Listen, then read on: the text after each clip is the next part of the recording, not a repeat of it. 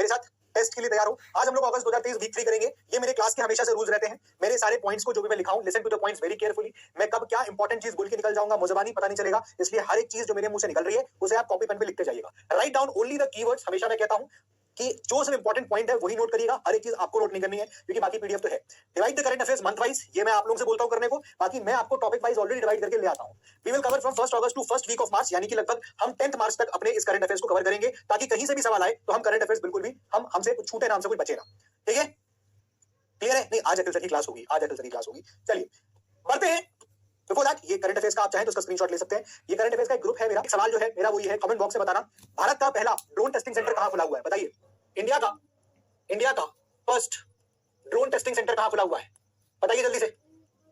Yes please, इसका answer चाहिए मुझे, आंसर चाहिए कमेंट बॉक्स के अंदर। दूसरा उमलिंगला, ये जो पास है वो किस स्टेट में लाई करता है? ये किस स्टेट में लाई करता है? बहुत बढ़िया आंसर, तमिलनाडु। पहला आंसर जो बच्चों का आया, बहुत बढ़िया, तमिलनाडु। दूसरा आंसर बताइए, दूसरा answer. Yes, second question, second answer. बहुत बढ़िया, लद्दाख। बहुत बढ़िया, बताइए जरा, राइनो टास्क फोर्स ये कौन सा राज्य बना रहा है?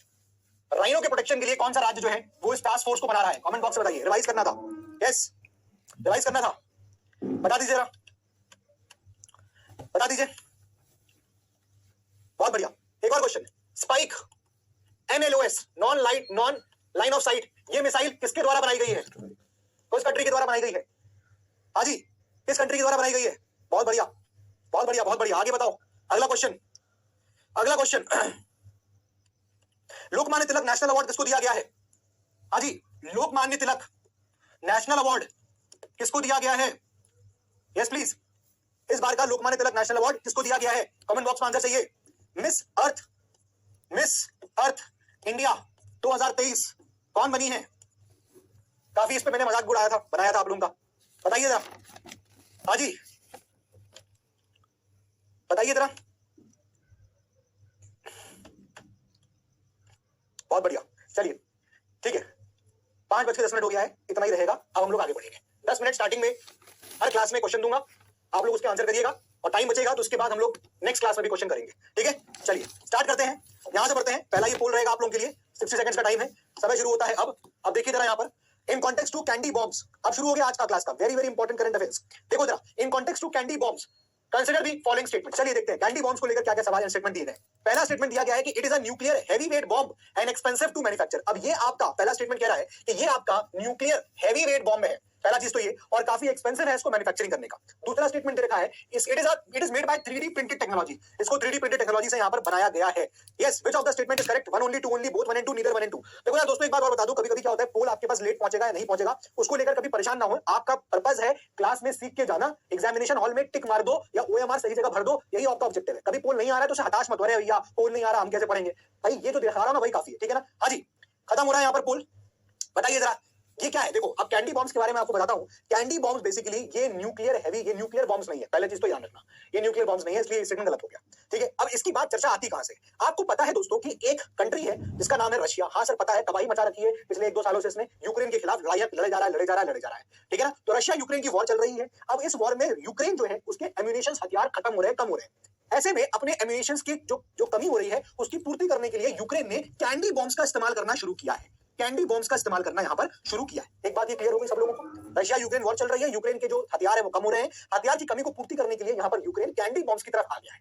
कैंडी बॉम्ब्स बड़े ही छोटे ये हथियार होते हैं, ठीक है, बहुत ही लाइट वेटेड होते हैं, ठीक है, तो ये, और दूसरा एक्सपेंसिव नहीं, बहुत ही चीप होते हैं बनाने में, बहुत ही चीप। अब सोचो ना यार, यूक्रेन जैसा कंट्री को बनाना है तो पैसा कहां डाल पाएगा? वैसे ही वॉर लड़ रहा है, पैसे उसका वैसे ही नहीं होंगे, तो ये चीप है, बहुत सस्ता, $3 $4 में बन जाता है, इतना सस्ता है। दूसरी बात, ये इसको 3D प्रिंटेड टेक्नोलॉजी से बनाया गया है, ये स्टेटमेंट सही है। तो 3D प्रिंटेड टेक्नोलॉजी से की मदद से शेल्स बनाए जाते हैं बॉम्ब के, ठीक है, शेल्स बनाए जाते हैं, उस शेल्स के अंदर C4 नाम का एक्सप्लोसिव को भर दिया जाता है, ठीक है ना, और ये आपका यहाँ पर कैंडी बॉम्ब तैयार हो जाता है। ऊपर से नीचे जा रहा टैंकर रशिया का, फेंक के मार दिया दन, जिसको लोग कभी देमार बोला करते थे, उस टाइप का समझ लो। तो कैंडी बॉम्ब उस प्रकार के यहाँ पर ये बॉम्ब्स हैं, बड़ी छोटे होते हैं। यहाँ पर मैं आपको दिखा देता हूँ। चलिए आंसर क्या है इसका? पहला तो आंसर है इसका 2 ओनली बी। चलिए देखते हैं रिजल्ट किसका क्या आया है। 28% लोगों ने बोला है। लीडर बोर्ड की बात करेंगे तो अस्मित मांझी फिर से आ गए, राणा अस्तित्व, वैदिक भार्गव, ठीक है, आदित्य और जवान ओरिजिनल। ओ भाई चलो कोई बात नहीं, ठीक है। अब इसके बारे में आपको पता चाहिए, देखो चित्र देख लो उसका, ये है दोस्तों इसका चित्र, ये है आपके कैंडी बॉम्ब्स, देख रहे हो, ठीक है ना, ये है आपके कैंडी बॉम्ब्स। क्लियर हो रही है बात? अब देखो कितने छोटे हैं, ठीक है, कितने छोटे छोटे हैं, और किसी प्रकार का कोई न्यूक्लियर हेड नहीं है इसमें, ध्यान रखना, सिंपल बॉम्ब में पूर्ति का खत्म हो रहे हैं हथियार यूक्रेन के पास, उसको पूरा करने के लिए। तो देखो यहाँ इकोनॉमिस्ट की ये न्यूज है कि यूक्रेन ये जो लेटेस्ट वेपन है in its war with Russia 3D printed technology से बनाया गया ये बॉम्ब है। ये एक बहुत इंपॉर्टेंट पॉइंट है। तो आपके एग्जामिनेशन में जो सवाल आएगा ये आएगा कि जो आप अभी रिसेंटली कैंडी बॉम्ब्स आपने सुना होगा, ये कैंडी बॉम्ब क्या है। तो ये सारी इंफॉर्मेशन होपफुली आपको कैंडी बॉम्ब्स के बारे में क्लियर हो गई, बात समझ में आ गई। ईट कर सकते हैं सर कैंडी को, मनीष कुमार सरोज, भाई खाना नहीं है वरना मुंह में फट जाएगा। टॉम एंड जेरी दिखते थे, जब बम फट जाता था तो मुंह काला पड़ जाता था और वैसे ऐसे बाल हो जाते थे, उस प्रकार के हो जाओगे। तो ये कैंडी बॉम्ब्स खाने वाले नहीं है, समझ रहे हो भाई, ठीक है, क्लियर है, क्लियर। सर जब हम पढ़े ही नहीं है तो आंसर कैसे दे सकते हैं, नीरज का सवाल ही आया। बेटा कोई बात नहीं, मत आंसर दो, वो तो ऐसा है कि अगर तुमने प्रीवियसली करंट अफेयर्स देखे होंगे तो दे देना, नहीं देखे होंगे तो ये क्वेश्चन है कि ऐसे क्वेश्चन बन सकता है। तो आपको पहले मैं इसलिए क्वेश्चन दिखा देता हूँ, इसको स्ट्रेटजी पढ़ो, मतलब जस्ट अपने आप को मेरे साथ सिंक्रोनाइज करो। मैं आपको पहले क्वेश्चन दिखा देता हूँ कि कुछ इस प्रकार का क्वेश्चन बन सकता है। तो जब आप क्वेश्चन देखोगे अच्छा कैंडी बॉम्ब सुना ही नहीं है, चलो जानते हैं उसके बारे में। एक तरीका ये भी पढ़ने का है, एक तरीका ये है जब सब जान लोगे तो क्वेश्चन तो कर ही लोगे भाई, तो क्या फायदा। तो कुछ एक्स्ट्रा भी अपने आप से पढ़ के आया करो क्लास के अंदर कि चलो यार आज जैसे मैं अगली क्लास में सितंबर करंट अफेयर्स स्टार्ट कराऊंगा, थोड़ा सा रिसर्च करो, सितंबर करंट अफेयर्स नहीं कहीं देखो, बात समझ आ रही है। आप लोगों को ये तरीका सही लग रहा है कि पहले क्वेश्चन फिर उसके बाद explanation, is it okay, is it okay. ज्यादा पावर नहीं होता, जय पटेल पावर है पर इतना नहीं होता कि हाँ, but still it is powerful, ठीक है, ठीक है। Why it is called bomb? Because obviously इसलिए इसको बॉम्ब कहते हैं बेटा, क्योंकि फटता तो है ही। बॉम्ब का कैंडी क्योंकि छोटे होते हैं, कैंडी टाइप के, आपको लगेगा ही नहीं कि ये कोई बॉम्ब टाइप भी हो सकते हैं, लेकिन इसको मार दो कैसे, आप देखोगे ऊपर से गिर रहा है तो आपने गिरा दिया टैंकर के ऊपर, टैंकर तक इससे तबाही मच सकती है इससे, क्लियर है। चलिए बहुत बढ़िया, आगे आते हैं। इसके बारे में डिटेल जो है वो सब मैंने यहाँ पर लिख दी है, और जितना मैंने बताया ऑलरेडी से मेंशन है, इसलिए इसको पढ़ने में हम यहाँ पर टाइम खराब नहीं करेंगे। फिर भी मेरी आदत खराब है इसलिए मैं टिक तो मार ही लूंगा। यूक्रेन यूज कर रहा है 3D प्रिंटेड बॉम्ब्स जिसका नाम है candy bombs against Russian forces, क्योंकि अभी जो दवाई चल रही है उसमें आप जानते हैं ये जो 3D प्रिंटेड है केसिंग्स, अब केसिंग्स मतलब शेल बनाना है ना, फर में बना लिए, उसके अंदर वो C4 एक्सप्लोसिव भर दिया, वो बॉम्ब बन गया। तो 3D printed casings are produced and then filled with the C4 explosives, ठीक है। इनको हम यहाँ कैंडी बॉम्ब्स इसको निकनेम कर रहे हैं। बॉम्ब्स आर चीप, सस्ते होते हैं और काफी इफेक्टिव होते हैं। It can be readily produced in different sizes which helps drone operators make the best use of a given modules payload. अब ठीक है, ड्रोन के साथ लाद दिया, छोटे छोटे हैं ड्रोन ने गिरा दिया जगह जगह जाके, क्लियर, क्लियर है, ठीक है ना, बात समझ आ गई। सर मैन्युफैक्चरर कौन है, तो इसको तो यहाँ बना ही रहा है ये, वैसे यूएसए बनाता था, ठीक है, बट यहाँ पर अभी क्या है, यूक्रेन बहुत सारे इंपोर्ट भी कर रहा है, ठीक है, कैंडी बॉम्ब्स बना रहा है, और भी बनाए थे। एक यहाँ पर 3D प्रिंटेड और वेपन था, इसका नाम था रैबिट, इसका नाम था रैबिट, ठीक है ना। ये न्यूज आपकी मार्च के महीने की है, ठीक है, क्लियर। व्हाट इज C4 यार, उज्ज्वल उपाध्याय, एक एक्सप्लोसिव है, एक्सप्लोसिव जो फटता है, बॉम्ब एक्सप्लोसिव, जो बारूद भरते हो वो C4 है, ठीक है ना, क्लियर। चलिए ये सब याद करने की जरूरत नहीं है। हाइट कितना है राजा, देखो यार इतना इन्फॉर्मेशन दे दूंगा ना तो कोई फायदा नहीं है। ये सारे गलतियां पिछले बैचेस के बच्चे करते आए हैं, ओवर इन्फॉर्मेशन चाहते हैं। हाइट कितनी है सर, सर गोरा है कि काला है, सर वजन बता दो, मैं डाइटिंग करा दूंगा बॉम्ब को, कोई फर्क नहीं पड़ता। जहां मुझे लगेगा it is necessary I will provide that information, trust the teacher, trust the things, और आपको एग्जाम के अंदर क्वेश्चंस मिलेंगे, ठीक है ना। जैसे मैंने हर बार रिकॉर्ड क्वेश्चंस हिट करवाए हैं एनडीए के अंदर, सीडीएस के अंदर, सीएससी के अंदर, वैसे ही आपको भी कोशिश करूंगा कि आपके भी क्वेश्चंस हिट करें। वैसे ही करंट अफेयर्स में कोई वो नहीं होता, लेकिन इस प्रकार से यहाँ पर मैं करंट अफेयर्स लेके आ जाता हूँ कि पूरा निचोड़ देते हैं अगस्त को, कुछ बचेगा नहीं, ठीक है ना। जितना इंपॉर्टेंट है सब बता दिया, क्योंकि इसके बाद अगर तुमसे नहीं हुआ तो किसी से नहीं होगा, ये समझ लेना, क्लियर है।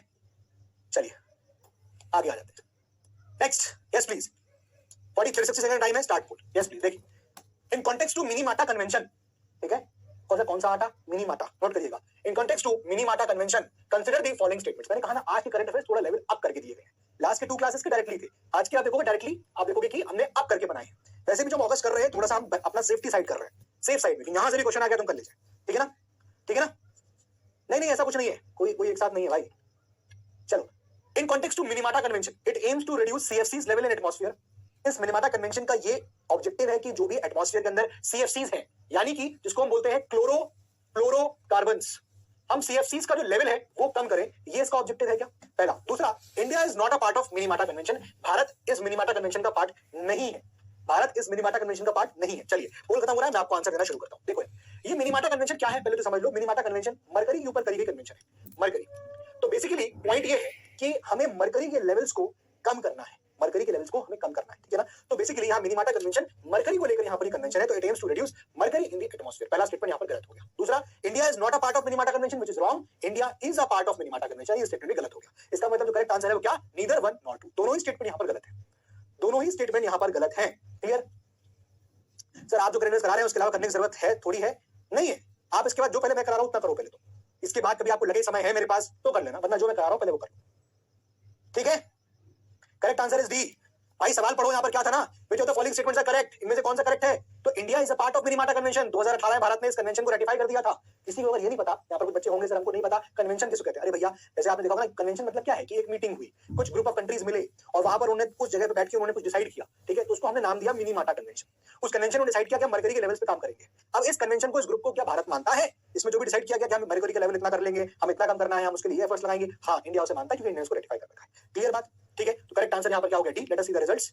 कोई बात नहीं है, 3% बच्चे कह रहे हैं, बहुत बढ़िया, मैं इन 3% बच्चों की तारीफ करता हूँ क्योंकि एटलीस्ट यहाँ पर दिखा पाए। एनीवे, इन सब चीजों में जाओ, साई माने, प्राची आंचल, वंशिका तोमर, दीपाली पटेल एंड विकास कर्की, तो ये बच्चे हैं जिन्होंने यहाँ पर जवाब दिया। कोई बात नहीं, बहुत बढ़िया बहुत बढ़िया, आगे आगे नेक्स्ट। चलिए अब इसके बारे में यहाँ पर मैं आपको जो कुछ चीजें लिखी हुई हैं ऑलरेडी मैं एक्सप्लेन कर चुका हूँ, लेकिन फिर भी यहाँ पर हम एक बार उन पॉइंट्स को टिक कर लेते हैं क्या क्या आपको यहाँ से पढ़ना है। क्लियर है? क्लियर है? देखिए अब देखिए इस बार अभी ये न्यूज में क्यों आया करंट अफेयर्स में, क्योंकि ये मिनीमाटा कन्वेंशन का 6वां एनिवर्सरी था, 6th एनिवर्सरी था ये of the Minamata convention on mercury. Clear है? इसका ऑब्जेक्टिव क्या है? To combat the toxic effects of mercury. Mercury के जो भी टॉक्सिक इफेक्ट्स हैं, खराब इफेक्ट्स होते हैं एटमॉस्फेयर पे और उसके बाद फिर लोगों पे, उसको कम करने के लिए कन्वेंशन यहाँ पर करी गई। इस कन्वेंशन में जो भी देश यहाँ पर साथ आते हैं वो ये कोशिश करते हैं कैसे हम अपने एफर्ट्स लगाएं कि हम मरकरी के लेवल्स को कम करें। ठीक है ना? इस ओकेजन पे यूनाइटेड नेशंस एनवायरनमेंट प्रोग्राम, जिसको हम लोग प्यार मोहब्बत से यूएनईपी कहते हैं, reflects on the ongoing campaign to eradicate the use of mercury in small scale gold mining. ठीक है ना? तो यहाँ पर हमें इरेडिकेट करना है यानी खत्म करना है यूज ऑफ मरकरी को, हमें मरकरी के इस्तेमाल को खत्म करना है इन छोटे छोटे गोल्ड माइनिंग्स के अंदर। ठीक है ना? तो बेसिकली इस कन्वेंशन के थ्रू हम ये ट्रीटी एक तरह की हमने साइन करी है जहां पर हम ह्यूमन के हेल्थ को लेकर प्रोटेक्शन करना चाहते हैं मरकरी से। ठीक है? अब इस कन्वेंशन को हमने अडॉप्ट किया था 2013 में। क्लियर है? और इंडिया ने इसको रेटिफाई किया था 2018 में। नोट कर लीजिए सब चीजें, जितने पॉइंट बता रहा हूं। देखो नोट कैसे करना है, बच्चा पूछ रहा है नोट कैसे, चलिए नोट लिखना है, सब फिर से रिपीट करिए। देखो नोट कैसे करना है।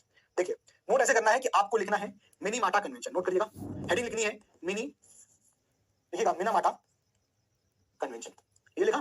फिर उसके बाद आप इसको अंडरलाइन कर दीजिए और इसके बाद इसके पहले पॉइंट पे आ जाइए। लिखिए पहला पॉइंट, एम्स टू रेड्यूस क्या मरकरी। ठीक है ना? फिर दूसरा पॉइंट लिखिए इसमें आप लोग, दूसरा पॉइंट लिख लीजिए, इंडिया इज सिग्नेटरी, भारत ने साइन किया है। कब किया है? 2018 में। ये दो चीजें मेन है जिस पे आपको सवाल पूछा जा सकता है। ठीक है ना? क्लियर है? मरकरी का यूज बहुत तरीके से होता है दोस्तों, बहुत सारे तरीके हैं। जैसे आप मरकरी का यूज कर सकते हो डेली लाइफ में। देखो लिखा हुआ है the controlling the anthropogenic releases. अब एंथ्रोपोजेनिक का मतलब पता क्या है? एंथ्रोपोजेनिक मतलब ह्यूमन की वजह से जो रिलीज, जैसे मान लीजिए होते हैं of mercury through out it's life cycle is one of the key obligations under the convention. मान लीजिए कोई इरप्शन हुआ है, वोल्केनिक इरप्शन हुआ है ना, वहां से जो गैसेस रिलीज हो रही है, ठीक है, तो मरकरी का उसको वहां से उसका जो लेवल है वहां से कम करने के लिए, या फिर हम इसके अलावा कई सारे अप्लायंसेस के अंदर हम मरकरी का इस्तेमाल करते हैं, है ना, उन सब चीजों को यहाँ रिड्यूस करने के लिए यहाँ पर ये काम किया जाता है। थर्मामीटर के अंदर, बहुत सही, थर्मामीटर्स के अंदर इसको इस्तेमाल किया जाता है। आ जाइए, very important, Belem declaration is related to, yes मैंने कहा था ना थोड़ा लेवल इंक्रीज है, but you can expect these questions any time. Belem declaration is related to, अभी ये रिसेंटली न्यूज में आया था, बहुत ही इंपॉर्टेंट है ये, तो आपके एग्जाम में पूछा जा सकता है। इसको लगा लो स्टार, इसको लगा लो स्टार, 3 स्टार क्वेश्चन है ये आपका। बेलम डिक्लेरेशन किस चीज से रिलेटेड है दोस्तों? ये रिलेटेड है आपका अमेज़न फॉरेस्ट प्रोटेक्शन से। अब जरा बातें सुन लो, पहले समझा देता हूं पूरा टॉपिक, फिर उसके बाद हम लोग आगे इसको डिस्कस करेंगे। एक बार मैं आपको दिखा देता हूं क्या न्यूज में आया था। ये देखिए, डाउन टू अर्थ एक अखबार है, उसमें उसके अंदर ये आर्टिकल निकला। आर्टिकल का है लिखा हुआ है Belem declaration, Amazon countries fail to agree on protection goals. अब जरा मेरी बातों को ध्यान से सुनना कि क्या हुआ है। देखो कहानी कुछ ऐसी है कि यहाँ पर एक ग्रुप है, एक ऑर्गेनाइजेशन है, जिसका नाम यहाँ दिखेगा, जिसका नाम आप देखोगे तो वो है Amazon cooperation treaty organisation. Note करिएगा, अमेज़न कोऑपरेशन ट्रीटी ऑर्गेनाइजेशन। बात समझिएगा ध्यान से। अब देखो जैसे आपने सुना होगा यूनाइटेड नेशंस है, ऑर्गेनाइजेशन है ये, ठीक है ना, वैसे ही एक ऑर्गेनाइजेशन है जिसका नाम है अमेज़न कोऑपरेशन ट्रीटी ऑर्गेनाइजेशन। अब अमेज़न के बारे में आप जानते होंगे कि ये हमने सुना होगा अमेज़न क्या है, फॉरेस्ट भी है। कई बार सुना होगा कि आपने अमेज़न के जंगलों में आग लग गई, अमेज़न के जंगलों में ऐसा हो गया, है ना। तो अमेज़न कोऑपरेशन ट्रीटी ऑर्गेनाइजेशन ये एक संस्थान है। इस संस्थान ने अपनी एक मीटिंग करी जिसको बोला गया अमेज़न समिट। ठीक है ना, इसको बोला गया अमेज़न समिट। अब इस समिट में देखा गया कि जो भी कंट्रीज इस ऑर्गेनाइजेशन के पार्टिसिपेट है, वो लोग ज्यादा ऐसे विलिंग दिखे नहीं कि वो अमेज़न फॉरेस्ट को प्रोटेक्ट करना चाहते हैं। कई सारे कंट्री लीडर्स के ऐसी कुछ विलिंगनेस नजर नहीं आई कि वो अमेज़न के जंगलों को बचाना चाहते हैं। वो अभी भी चाह रहे हैं कि हाँ हम एक्सप्लॉइटेशन करें वहां से रिसोर्सेज का, क्योंकि बहुत कोई स्ट्रिक्ट जैकेट फॉर्मूला उन्होंने अडॉप्ट नहीं किया। इसीलिए ये न्यूज आई कि भाई अमेज़न कंट्रीज जो है, यानी जो कंट्रीज में आप जहां आपको जंगल मिलेंगे, fail to agree on the protection goals. उनका कोई बहुत सॉलिड कोई एक तरीका नहीं निकाल पाए। ठीक है, लेकिन ये अमेज़न कंट्रीज ने अपनी इस अमेज़न समिट में एक चीज पे हस्ताक्षर किया और उसको हम लोग बोलते हैं बेलम डिक्लेरेशन। बेलम डिक्लेरेशन। अब इस डिक्लेरेशन के तहत क्या उन्होंने डिसाइड किया? उनका डिसीजन ये रहा कि भैया जो भी इस एरिया में या अमेज़न जंगलों के अराउंड जो लोग रहते हैं, ठीक है, यानी कि यहाँ के जो इंडिजिनस पीपल हैं, यानी कि यहाँ पर रहने वाले जो इंडिजिनस लोग हैं, ठीक है, उन लोगों की रिक्वायरमेंट रहेगी, उन लोगों की इंडिजिनस नॉलेज की रिक्वायरमेंट रहेगी अगर यहाँ के रहने वाले लोग का पार्टिसिपेशन होगा तो ये लोग बता सकते हैं यहाँ पर रहने वाले लोग कि कैसे हम इन जंगलों को प्रोटेक्ट करें। तो बेसिकली बिलेम डिक्लेरेशन का ऑब्जेक्टिव ये था कि हम लोग इंडिजिनस नॉलेज का इस्तेमाल करके हम वहां के लोगों की मदद से हम इन जंगलों को बचाएं। बात समझ में आ गया? क्लियर है कि नहीं क्लियर है? ये है यहाँ पर इसका ऑब्जेक्टिव। क्लियर? तो ये जो क्वेश्चन है यहाँ पर कि Belem declaration recently seen in news is related to which of the following, किससे रिलेटेड है? अमेज़न फॉरेस्ट प्रोटेक्शन से, हाईवे सेफ्टी रूल से, कर्ब चाइल्ड ट्रैफिकिंग, या फिर sanctions against Russia for attack on Ukraine. तो बेटा करेक्ट आंसर क्या हो जाएगा? Amazon forest protection. अब इस पे एक और तरीके का सवाल बन सकता है, ठीक है ना? एक और तरीके का सवाल बन सकता है, वो ये है क्या? The 8 countries that make up the Amazon cooperation treaty organisation. तो एक बात क्लियर हो गई कि इस अमेज़न कोऑपरेशन ट्रीटी ऑर्गेनाइजेशन, जिसको हम लोग प्यार मोहब्बत से ACTO बोलते हैं शॉर्ट फॉर्म में, इसमें 8 नेशंस आते हैं, 8 कंट्रीज इसके पार्टिसिपेंट हैं, ठीक है ना? लिखा है साइन दी बिलेम डिक्लेरेशन। तो यहाँ पर इस ऑर्गेनाइजेशन में जो कंट्रीज आते हैं उन 8 कंट्रीज ने बिलेम डिक्लेरेशन को साइन किया। अब बिलेम डिक्लेरेशन क्या है बता दिया मैंने आपको, क्या कि इंडिजिनस पीपल की इंडिजिनस नॉलेज से हम लोग इन अमेज़न जंगलों को प्रोटेक्ट करेंगे। क्लियर है? तो सवाल ये है, अच्छा लिखा हुआ है साइन दी बिलेम डिक्लेरेशन, कहां पर? अमेज़न समिट में। तो ये संस्थान हो गई, इस संस्थान ने एक मीटिंग लगाई जिसको बोला गया अमेज़न समिट। इस अमेज़न समिट में जो डिसाइड किया गया उसको बोला गया बिलेम डिक्लेरेशन। बिलेम डिक्लेरेशन क्या है? इंडिजिनस पीपल, इंडिजिनस नॉलेज, उससे हम अमेज़न फॉरेस्ट को प्रोटेक्ट करेंगे। बात समझ में आ गई? बात क्लियर हो गई कि नहीं क्लियर हो गई? तो यहां सवाल है विच of the following country is not a part of the ACTO। तो यहां पर मैंने सिंपल सवाल ये पूछ लिया कि 8 देश यहां पर कौन कौन से हैं। क्लियर है? ये यहां पर सवाल पूछा गया, ब्राजील, अर्जेंटीना, बोलिविया या कोलंबिया, ये सवाल यहां पर पूछा गया है। क्लियर है? तो इसमें से कौन सा नहीं है, इसके लिए यहां पर ये देखिए आपको मिल जाएंगे कंट्री कि मेंबर कंट्रीज कौन से हैं? Bolivia, Brazil, Colombia, Ecuador, Guyana, Peru, Suriname और वेनेजुला। ये कंट्रीज जो है वो इसके यहां पर पार्टिसिपेंट्स हैं। क्लियर है? क्लियर? तो यही चीज पूरी यहां पर लिखी है कि अमेज़न समिट हुई। अमेज़न समिट में जो लीडर्स थे 8 कंट्रीज के, उन्होंने बेलेम डिक्लेरेशन साइन किया। इस अमेज़न समिट को अमेज़न कोऑपरेशन ट्रीटी ऑर्गेनाइजेशन ने ऑर्गेनाइज कराया था। ये जो ऑर्गेनाइजेशन है ये 1978 में इसको स्थापना की, इसको बनाया गया था, साइन किया गया था और 1995 में इसको क्रिएट कर दिया गया था। ये मेंबर्स हैं इस ACTO ऑर्गेनाइजेशन के। इसका सेक्रेटेरिएट आपको ब्राजील के अंदर मिलेगा। बेलेम डिक्लेरेशन यहां पर हुआ है, अडॉप्ट किया गया है अमेज़न समिट पे। और बेलेम डिक्लेरेशन क्या है वो यहां पर मैंने लास्ट पॉइंट यहां लिखा है, द डिक्लेरेशन रिकॉग्नाइजेस क्या? Indigenous knowledge. यार सोचो ना, उस जंगल के अराउंड जो लोग रह रहे होंगे वही जान सकते हैं, उनको जो इंडिजिनस नॉलेज होगी वो इंपॉर्टेंट है। एज अ कंडीशन, एक शर्त है for biodiversity conservation and calls for ensuring, और ये कहा गया कि ये इंश्योर किया जाए full and effective participation of indigenous people in the decision making and public policy formulation. ठीक है ना सर? नोट्स के किए ये सारे पॉइंट नोट करेंगे? नहीं भाई, जितना मैं बोले जा भाई, देखो क्या बोल रहा हूँ। ACTO क्या है? ACTO क्लियर हो गया, एक संस्थान है ना? उसमें कितने मेंबर्स हैं? 8 मेंबर्स हैं। कौन कौन से हैं? नोट किया, लिखा हुआ है। ये इसका हेडक्वार्टर कहाँ है ACTO का? उसका हेडक्वार्टर दे दिया। अब एक समिट हुई है इसकी, क्या बोला गया? Amazon summit. अमेज़न समिट पे क्या साइन हुआ? बिलेम डिक्लेरेशन। बिलेम डिक्लेरेशन क्या है? इंडिजिनस नॉलेज चाहिए हमको कंजर्वेशन के, बायोडायवर्सिटी कंजर्वेशन के। खत्म। मेरे साथ साथ बोलिए, आप मेरे सामने नहीं बैठे हैं, लेकिन बच्चों जब मैं यहाँ पर बोल रहा हूँ तो मेरे साथ साथ जब आप कॉपी में नोट कर रहे हो, ईमानदारी से काम करना, जब आप कॉपी में नोट कर रहे हो तो मेरे साथ साथ बोलो। और मैं इतनी बार रिपीट इसलिए करता हूँ ताकि आपके भेजे में घुस जाए। पर्पसली मैं आप लोगों को यहाँ पर जानबूझ के बारे में बोलता हूँ, ठीक है ना? सरिता करी सर आप शॉर्ट नोट दे दो भाई, ये शॉर्ट नोट्स ही है, और ऊपर से जितना मैं बोल रहा हूँ वो भी और से शॉर्ट हो जाएगा। मैं जो बोले जा रहा हूँ उसको लिखते जाओ। मैं बोल रहा हूँ सुनो, मैं दोबारा बोल रहा हूँ लिखो, मैं दोबारा बोल रहा हूँ खुद रिवाइज करो कि सब लिख लिया कि नहीं लिख लिया। ये मेहनत करनी पड़ेगी। क्लियर है? क्लियर? PW के मॉड्यूल्स लेना जरूरी है क्या? Not necessary. आपको लगता है तो लीजिए, वरना मत लीजिए, कोई भी नेसेसरी नहीं है। ठीक है ना? शॉर्ट नोट्स तो बता ही रहा हूँ, मुझे बताता हूँ शॉर्ट नोट्स ही होते हैं। PW मैगजीन मिलती है, कभी टाइम बचे रेफर कर लेना, वरना जो करा रहा हूँ वो बहुत है। क्लियर? क्लियर? पुष्कर शर्मा जी मालिक, आई हैव अ डाउट। सक्षम क्या डाउट है भाई?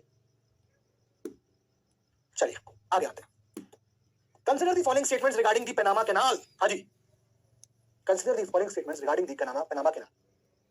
अब ये तो ऐसी ऑर्गेनाइजेशन है, सॉरी मैं ऑर्गेनाइजेशन बोल रहा हूं, डिस्टर्ब हो गया, सामने कोई आ गया। कंसिडर द फॉलोइंग स्टेटमेंट्स, ये ऐसी कैनाल है जिसके बारे में आपने बचपन में सुना होगा, और ये न्यूज में क्यों आई ये इंपॉर्टेंट है करंट अफेयर्स में। देखो यार, यूपीएससी का पैटर्न यही है। आप सोचोगे सर ऐसे क्वेश्चन क्यों दे रहे हो? रीजन ये है दोस्त, यूपीएससी जो है ना, UPSC is unpredictable service commission, और यूपीएससी का प्रेडिक्ट नहीं कर सकते क्या आएगा। आप जब सोचोगे पैटर्न फिक्स हो गया है, यूपीएससी का पैटर्न चेंज कर देगा आपका। तो it is unpredictable service commission, एक बात तो ये ध्यान रखना। क्लियर? दूसरी बात, यूपीएससी ये कहता है कि I know what you don't know, मुझे पता है कि तुम्हें क्या नहीं पता। ठीक है? इसलिए जब वो यूपीएससी सवाल पूछता है तो पनामा कैनाल न्यूज में आया, लेकिन सवाल उसने स्टैटिक पूछ लिया। आपको लगेगा सवाल ज्योग्राफी का है, वर्ल्ड ज्योग्राफी, लेकिन सवाल करंट अफेयर्स का होगा। वो इसलिए पूछा गया ज्योग्राफी में क्योंकि वो पर्टिकुलर ज्योग्राफिकल चीज न्यूज में आई थी। ठीक है? चलिए आप देखो यहाँ पर, consider the following statements regarding the Panama canal. जरा देखिए, it connects two oceans namely the Atlantic and the Pacific ocean. मेरे ख्याल से सब लोग ये स्टेटमेंट तो सही बोल रहे होंगे, है ना? तो ये स्टेटमेंट ट्रू है। क्लियर है? ध्यान रखो, ये स्टेटमेंट ट्रू है। ये इन दो यहाँ पर ओशंस को कनेक्ट करता है। दूसरा, it is the largest natural waterways in the world. सही है क्या? सही है क्या? रॉन्ग है, ये फॉल्स है। क्यों? क्योंकि सर ये नेचुरल नहीं है, ये आर्टिफिशियल है दोस्त।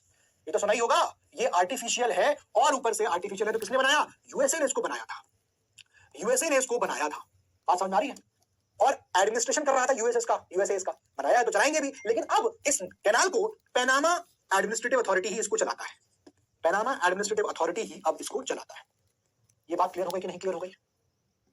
ठीक है, तो करेक्ट आंसर यहां पर क्या हो गया? One only is the correct answer. अब सुनो कि ये न्यूज में क्यों आया, बात सुन लेना ध्यान से, वाई इन न्यूज सुन लेना। पैनामा कैनाल डालो हेडिंग कॉपी में, उसके नीचे पहला पॉइंट लिखो क्यों ये न्यूज में आया। देखो ये न्यूज में इसलिए आया क्योंकि पैनामा कैनाल, अभी ये डिसाइड किया गया है कि हम लोग हो सकता है 1 साल के लिए इस पैनामा कैनाल में हम इससे शिप्स का मूवमेंट रिस्ट्रिक्ट कर दें, रोक दें, रिस्ट्रिक्ट कर दें मूवमेंट। अगला सवाल आएगा क्यों भाई, क्या दिक्कत है? दिक्कत ये है कि आप देखोगे कि ड्रॉट पड़ गया, सूखा, तो पानी नहीं है इतना। और ध्यान रखना इस पैनामा कैनाल से ही पानी लेकर बहुत ज्यादा शहरों में सप्लाई भी किया जाता है। पैनामा क्या है? देखो पैनामा वैसे ऐसे सिंपल सिंपल क्वेश्चन पूछते हो तो मुझे दुख नहीं होता है, क्योंकि मुझे लगता है ये क्लैरिटी मिलनी चाहिए। बहुत सारे लोग होंगे जो यहाँ पर नहीं जानते हो, ठीक है, पैनामा बेटा कंट्री, ठीक है ना, कोई बात नहीं जानते तो कोई बात नहीं, आप जान लो। मैं चाहूंगा कि आप लोग अब जान लो, कोई दिक्कत नहीं है। मेरा काम ही यही है कि आप लोगों को एकदम बेसिक से पढ़ाना। नीतीश कुमार बताता हूँ, देखो पैनामा एक कंट्री का नाम है, ठीक है। अब जरा पहले मैं आपको दिखा देता हूँ कंट्री कहां पर है, और उसके बाद दिखाऊंगा कि इस कंट्री से एक नहर बहती है, कैनाल बनाई गई है, ठीक है, उसको हम पैनामा कैनाल कहते हैं। चलिए देखिए जरा, यहाँ पर आपको दोस्त मिलेगा पैनामा कैनाल, ये देख रहे हो दिस, ये ऑफुली आप लोगों को ये विजिबल होगा प्रॉपर। ये देखो दोस्त, ये नॉर्थ अमेरिका है पूरा, यहाँ से लेकर ये पूरा नॉर्थ अमेरिका दिख रहा है, यूएसए है ना, ये सब आपको दिख रहा होगा। तो ये जो आप देख रहे हो इस जगह पे, जहां पर ये नॉर्थ अमेरिका और ये साउथ अमेरिका, जहां पर ये हल्का सा मिलता है, इस जगह पे आप देखोगे तो इट इज पैनामा कैनाल। इस जगह आपको क्या मिलेगा? पैनामा कैनाल मिलेगा, ठीक है ना। अब इंपॉर्टेंट क्या है? इंपॉर्टेंट ये है कि आप इसको जब जूम करके देखिए तो आप देखोगे कि जब आप जूम कर रहे हो तो इधर आपको क्या दिख रहा है? अटलांटिक ओशन है, और इधर क्या दिख रहा है? Pacific ocean. इधर क्या दिख रहा है आपको? ये आपका पैसिफिक ओशन है। अगर ये कैनाल नहीं होती तो क्या होता? तो होता ये कि कोई अगर न्यूयॉर्क से जाना है, उसको मान लीजिए, और उसको सैन फ्रांसिस्को इधर इधर पहुंचना है, यहाँ कहीं पहुंचना है, तो अभी क्या है कि वैसे आके ऐसे निकल जाता है सैन फ्रांसिस्को, ये भी तरीका है। अगर ये कैनाल नहीं होती तो ये मूवमेंट इस प्रकार से होता, नीचे से ऊपर, ठीक है ना। तो पैनामा कैनाल जो है, यहाँ जो कैनाल बनाई गई है, ये कैनाल एक्चुअली रेजिस्टेंस को छोटा कर देती है, एक्चुअली रेजिस्टेंस को छोटा कर देती है, ठीक है ना। अब आप और जरा इसको जूम करेंगे तो यहाँ देखिएगा कि आपको एक साइड देखो ये मिल रहा है Panama canal, Panama country, Panama country में यहाँ पर आपको दिख रहा है पैनामा सिटी, ये बॉर्डर पे, और ये बीच में ऐसे दिख रहा है, ये रास्ता दिख रहा है ना, ये वाला, ये है पैनामा कैनाल। ये कैनाल बनाई गई है, ये हाथ मतलब लोगों ने बनाई है इसको, ठीक है। तो एक तरह से कनेक्ट किसको कर रहा है? कैरिबियन सी, हो सकता है आपसे ये पूछ ले, और गल्फ ऑफ पैनामा, पैनामा तो हो सकता है ये ना पूछे कि अटलांटिक ओशन और पैसिफिक ओशन को कनेक्ट करता है, ये पूछ ले कि it connects the Caribbean sea and it connects the Gulf of Panama. Clear? Clear है? बाय लैंड नहीं जा सकते क्या सीधे? तुमको लग रहा है छोटा है, बहुत बड़ा। और दूसरी बात, लैंड ट्रांसपोर्टेशन हमेशा महंगा होता है, कॉस्टली। देखो लैंड ट्रांसपोर्टेशन हो सकता है, आप जो कह रहे हो लैंड ट्रांसपोर्टेशन पॉसिबल है, but land transportation is costly, ये ध्यान रखना। और हमेशा जो पानी का ट्रांसपोर्टेशन वो सस्ता होता है। दूसरी बात, यहां से आपको लग रहा है सर एक हाथ का पहुंच जाएंगे छलांग मार के, भाई ऐसा नहीं होगा। दूसरी बात, मान लो यहां से आपको यहां पहुंचना है, आप क्या करोगे? तब क्या आप तब भी आओगे? ऐसे नहीं आओगे ना, तब ये आपको आसान पड़ेगा। तो पैनामा कैनाल इस तरह से चीजों को आसान करता है। यहाँ से बहुत ज्यादा ट्रेड, आपका गुड मूवमेंट होता है, ट्रेड होता है इस जगह से, ठीक है। आप जब इसको जूम करोगे ना तो यहाँ पर आपको एक लेक मिलेगा, जो आर्टिफिशियली बनाया गया लेक है, जिसका नाम है, नोट करिएगा, गाटून लेक। इस क्वेश्चन को मैंने डीपीपी में दिया हुआ है, वहां भी मैंने एक्सप्लेन किया है। गाटून लेक आर्टिफिशियली बनाया गया लेक। कुल मिला के सिंपल भाषा में जो कहानी है वो ये कि पैनामा एक कंट्री है, सेंट्रल अमेरिकन कंट्री है। उस कंट्री में बीच से क्या निकाली गई है? वहां से एक नहर बनाई गई है, ताकि वहां से लोग, वहां से शिप्स निकल सके और जो ट्रेड है वो कम टाइम में पूरा हो सके। ये है पैनामा कैनाल। ये पैनामा कैनाल एक तरफ देखोगे खुलेगा पैसिफिक ओशन में, एक तरफ खुलेगा कहां पर? आपका अटलांटिक ओशन में, या फिर ओशन हो गया, कोई पूछेगा सी, तो एक तरफ कैरिबियन सी है, तो एक तरफ आपका क्या है? एक तरफ आपका गल्फ ऑफ पैनामा है। क्लियर है? अब एक ज्योग्राफिकल चीज और आती है, जिसको आपने कभी ज्योग्राफी पढ़ोगे, जिसको बोलते हैं इस्थमस। इस्थमस, अब इस्थमस क्या होती है? इस्थमस होता है कि एक पतला सा लैंड, एक पतली सी लैंड, जैसे यहाँ पर आप देख रहे हो, ये पतली सी लैंड जो दो बड़े लैंड मासेस को कनेक्ट करे। ऐसे ये एक बड़ा लैंड मास है साउथ अमेरिका, ये एक बड़ा लैंड मास है, ठीक है। तो इन दो बड़े लैंड मास को जहां छोटा सा लैंड मास कनेक्ट करता है वो होता है इस्थमस। तो यहाँ पर आपको मिलेगा पैनामा इस्थमस। ये बात क्लियर हो गई? राहुल सर से ज्योग्राफी में इसको डिटेल से पढ़ लेना कि what is isthmus sir. Clear बात है? बात समझ में आ गया? क्लियर है कि नहीं क्लियर है? ठीक है ना। So isthmus basically narrow land जो दो बड़े मेजर लैंड को कनेक्ट करता है। Is this clear to all of you? Panama canal क्यों न्यूज में आया और इसके बारे में जितना भी डिटेल है वो सब मैंने यहाँ पर आपको क्लियर कर दिया। चलिए ये देखिए इसका न्यूज आर्टिकल, हिंदुस्तान टाइम्स का ये आर्टिकल है, ड्रॉट हिट, सूखा पड़ गया, Panama canal to restrict access for 1 year, 1 साल तक एक्सेस जो है वो यहाँ पर रिस्ट्रिक्ट किया जाएगा। और फाइनेंशियल टाइम्स का भी आर्टिकल है, यहाँ देखिए लिखा हुआ है, severe drought in Panama hits global shipping industry. Obviously बात है, क्योंकि इस पर्टिकुलर जगह से बहुत ट्रेड होता था, अब पानी नहीं बचा, ड्रॉट पड़ रहा है, तो कैसे शिप निकल रहे? पता चला सूखा पड़ गया, शिप खड़ी रह गई वहां पर। क्लियर? चलिए अब इसके बारे में जो डिटेल्स है यहाँ पर आप पढ़ सकते हैं। ये सब मैंने पॉइंटर्स आपको बता दिए। किंदु कनेक्ट कर रहा है, 82 किलोमीटर का आर्टिफिशियल वाटरवे है ना, ये इस्थमस बनाता है, ये मैंने आपको बता दिया। पहले ये फ्रेंच कंट्रोल में था 1800 तक, फिर उसके बाद यूनाइटेड स्टेट्स ऑफ अमेरिका ने इसे कंप्लीट किया इस प्रोजेक्ट को 1914 में, और इसको यूएसए चलाता रहा कब तक? 1999 तक, और उसके बाद उसको पैनामा कैनाल अथॉरिटी को दे दिया गया, जो आज भी उसको एडमिनिस्टर कर रही है। क्लियर है? डिटेल आ गई यहाँ पर? चलिए अब what is is isthmus of Panama, ये देख सकते हैं आप, ये देखिए ये पनामा कंट्री आपको दिख रहा है यहाँ पर, ये, और यहीं पर आपको मिलेगा कि यहाँ से निकली हुई है कैनाल, तो इधर आपको मिलेगा साउथ अमेरिका, इधर आपको मिलेगा नॉर्थ अमेरिका, ये आपका इस्थिमस ऑफ पनामा, ये लिखा हुआ है, सब डिटेल्स आ जाएंगी, सब चीजें आपको ज्योग्राफी पूछ सकता है, आपको लगेगा सर ये तो है ना प्राची आंसर, रिप्लाई तो कर दो, क्या बात है भाई, क्या आता है भाई सर ओशंस के बीच में है तो सूखा कैसे पड़ गया? देखो तुमको लग रहा है छोटी सी जगह है ना, तुमको लग रहा है कि हाँ यार कैनाल में बेटा, जब भी कैनाल होती है और आर्टिफिशियली बनाई जाती है तो वहां पर आप देखोगे तो दैट इज वहां पर पानी का रेगुलेशन किया जाता है, पानी रेगुलेट किया जाता है, ऐसा नहीं होता है कि पानी अपना घुसा चला है, वो नहीं करते हैं, कैनाल है ना, कैनाल हमेशा चलाई जाती है, इंदिरा गांधी कैनाल चलाई जाती है, पानी एक लिमिटेड अमाउंट डाला जाता है और फिर दैट इज ओशन वाटर जो कि एकदम सलाइन हो गया, और उस कैनाल के पानी से हम इसको ऐसा करते हैं कि हम उससे पानी और हम उसको देते भी है अपने घर में सप्लाई भी जाता है उससे, ठीक है ना, क्लियर क्लियर, चलिए आगे आ जाइए। अब ये बहुत ही एक मैं कहूंगा छोटू सा टॉपिक है, ज्यादा इसमें कुछ समझने वाला है नहीं, पर फिर भी जस्ट फॉर योर नॉलेज बता दिया। अब यहाँ पर there is something called Camp David, देखिएगा US president Joe Biden host Japan and South Korea leaders at Camp David, a history of famous, छोड़ दीजिए उसको, मेरे ख्याल से भी छोड़ दीजिए, या आप लोग छोड़ दीजिए, चलिए आइए इस पे आ जाइए, ये इंपॉर्टेंट है, लीव दैट, आइए अब देखो अगला सवाल इंपॉर्टेंट है, यहाँ तक क्लियर है सबको? अरे ओशन वाटर है इसलिए नहीं डालते भाई, और पानी रेगुलेट होता है, और आपको लग रहा है छोटा सा है बहुत बड़ा, कैनाल नहर बोला, हाँ कैनाल नहर, सर आपको रिकॉर्डेड क्लास नहीं मिलता है, मेरा रिकॉर्डेड क्लास क्यों मिलेगा भाई? भैया ये जो अपने चैट बॉक्स को जो इंस्टाग्राम का वो बना रखे ना एड्रेस देने वाला, मत करो भाई सब चीजें। हाँ जी ये सब क्लियर हो रहा है, नीचे ऊपर पढ़ना उधर नहीं है तो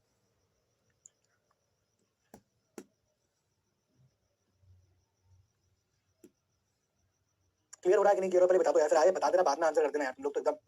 अब फास्ट, मैं फास्ट पढ़ा रहा हूँ क्या? मैं क्या फास्ट पढ़ा रहा हूँ? फास्ट तो नहीं है ना, देखो यार अगर आप कह रहे हो फास्ट है तो मैं कहूंगा कि थोड़ा सा लेवल आप ट्राई करो बेटा, ट्राई करो कि बढ़ जाए, ठीक है, क्योंकि अगर स्लो होंगे तो टॉपिक्स कवर नहीं कर पाएंगे, क्लासेस तो लिमिटेड होती है ना यार, तो मैं चाहता हूँ कि मैं हर एक करंट अफेयर्स करा दूँ, बच्चे ना एग्जाम में कुछ ऐसा कि ना कर पाऊँ, इसलिए थोड़ा थोड़ा आप स्पीड अप करो अपने आप को, है ना।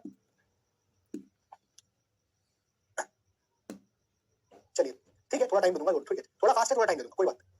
चलिए अब देखो सिंपल क्वेश्चन है, स्ट्रेट फॉरवर्ड क्वेश्चन, ऐसे ही एग्जाम में आएगा तो सऊदी अरेबिया ने एक आर्टिफिशियल इंटेलिजेंस के द्वारा बनाया गया एक प्रोग्राम बनाया है काय के लिए, to combat which among the following issues, किस इशू को एड्रेस करने के लिए सऊदी अरेबिया ने एक आर्टिफिशियल इंटेलिजेंस के द्वारा एक प्रोग्राम बनाया है, दैट इज वहां पर सऊदी अरेबिया क्या करेगा भाई, डेजर्टिफिकेशन को रोकने के लिए।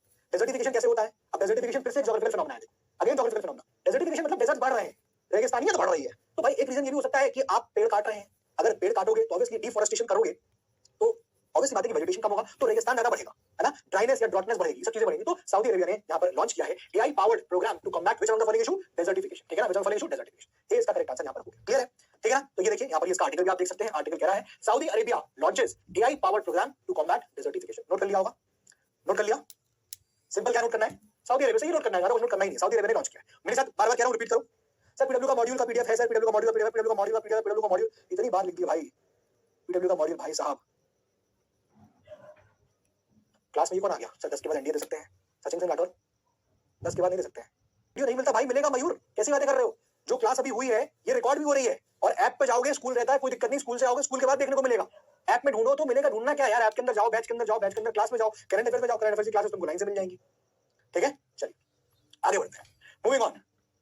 अब देखिए ये न्यूज क्या आई पहले वो समझ लिया, द हिंदू का आर्टिकल है, इंपॉर्टेंट आर्टिकल है, ठीक है, द हिंदू का आर्टिकल है, टीएच मतलब होता है द हिंदू, मैं सारे अखबार कवर कर लेता हूं जहां जहां से इंपॉर्टेंट आता है, सुनिए जरा क्या है।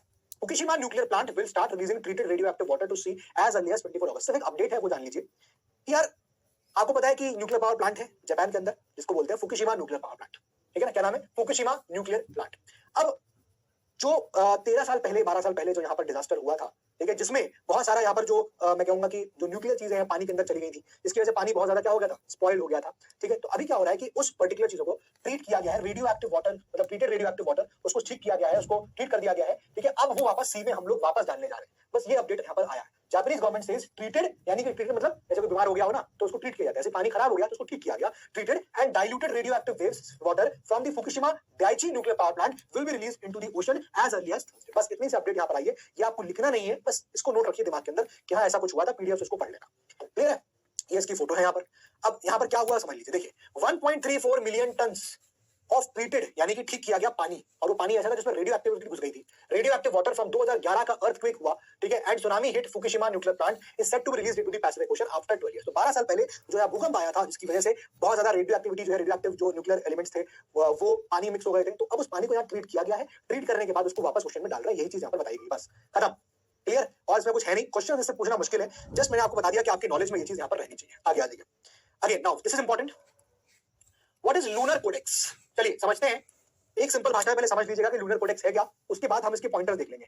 इसमें बस लिखा बहुत कुछ है, लेकिन आपको जो एग्जामिनेशन एंगल से जानना है वो बहुत छोटी चीज है। क्या देखो, लूनर कोडेक्स क्या है, एक तो बात आपको क्लियर हो रही है कि लूनर कोडेक्स जैसा कि नाम पता चल रहा है, अगर उसमें वर्ड लूनर लग गया इसका मतलब it is something related to moon, ठीक है ना। एक बात तो क्लियर हो गई कि लूनर लिखा है, इसका मतलब सर ये कुछ मून से रिलेटेड है, ठीक है ना। अब ये लूनर कोडेक्स क्या है, देखो इसमें क्या कर रहे हैं दोस्त, समझना जरा बात को, कि 157 कंट्रीज के 30 के आर्टिस्ट के द्वारा बनाई गई जो उनकी आर्ट है, उसको डिजिटाइज्ड फॉर्म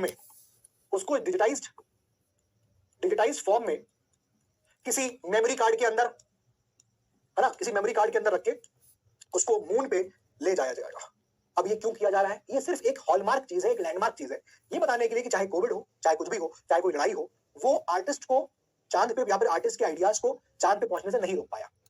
इस तरह की एक्टिविटी करना सिर्फ एक मात्र ये रहेगा कि हाँ एक हम कह सकते हैं ना कि एक माइलस्टोन है, कि जो भी यहाँ पर आइडियाज है, मतलब देखो जो भी यहाँ पर इमेजेस पेंटिंग्स लोगों ने करी, अब इसमें क्या क्या मिलेगा आपको, आर्टिस्ट ने पेंटिंग्स करी है, अब पेंटिंग तो बनाई कागज के ऊपर, समझ ना, पेंटिंग तो बनाया कागज के ऊपर, हार्ड कॉपी में दिखा देंगे तुमको, ऐसे करके देखो ये हार्ड कॉपी पेंटिंग है, लेकिन उस पेंटिंग को इस प्रकार से डिजिटाइज करना और उसको फिर मून पे ले जाना, यही है लूनर कोडेक्स, ठीक है। तो कुछ बहुत ज्यादा इसमें वो नहीं है कि क्या होगा, अरे सर कुछ होने वाला है, कुछ नहीं है, बस यही काम है, एक सिंबॉलिक है। इसको कौन कर रहा है, हेडिंग कौन कर रहा है, सैमुअल पेराल्टा। अब ऐसा नाम रखते हैं तो काम भी ऐसे कर रहे होंगे। तो सैमुअल जो पेराल्टा है, कुछ उल्टा दिमाग होगा, अब जो भी इन्होंने आइडिया रखा कि भैया लूनर कोडेक्स में क्या होगा, ये एक यूनिक प्रोजेक्ट है जिसमें हम डिजिटाइज्ड फॉर्म में 30,000 आर्टिस्ट के जो भी वर्क्स हैं, जैसे पेंटिंग हो गया, कुछ भी हो गया, उसको मून पे भेज रहे हैं, ये है लूनर कोडेक्स प्रोग्राम। क्लियर है, क्लियर की और नॉट क्लियर, ठीक है। तो ये यहाँ पर इंपॉर्टेंट हो जाता है।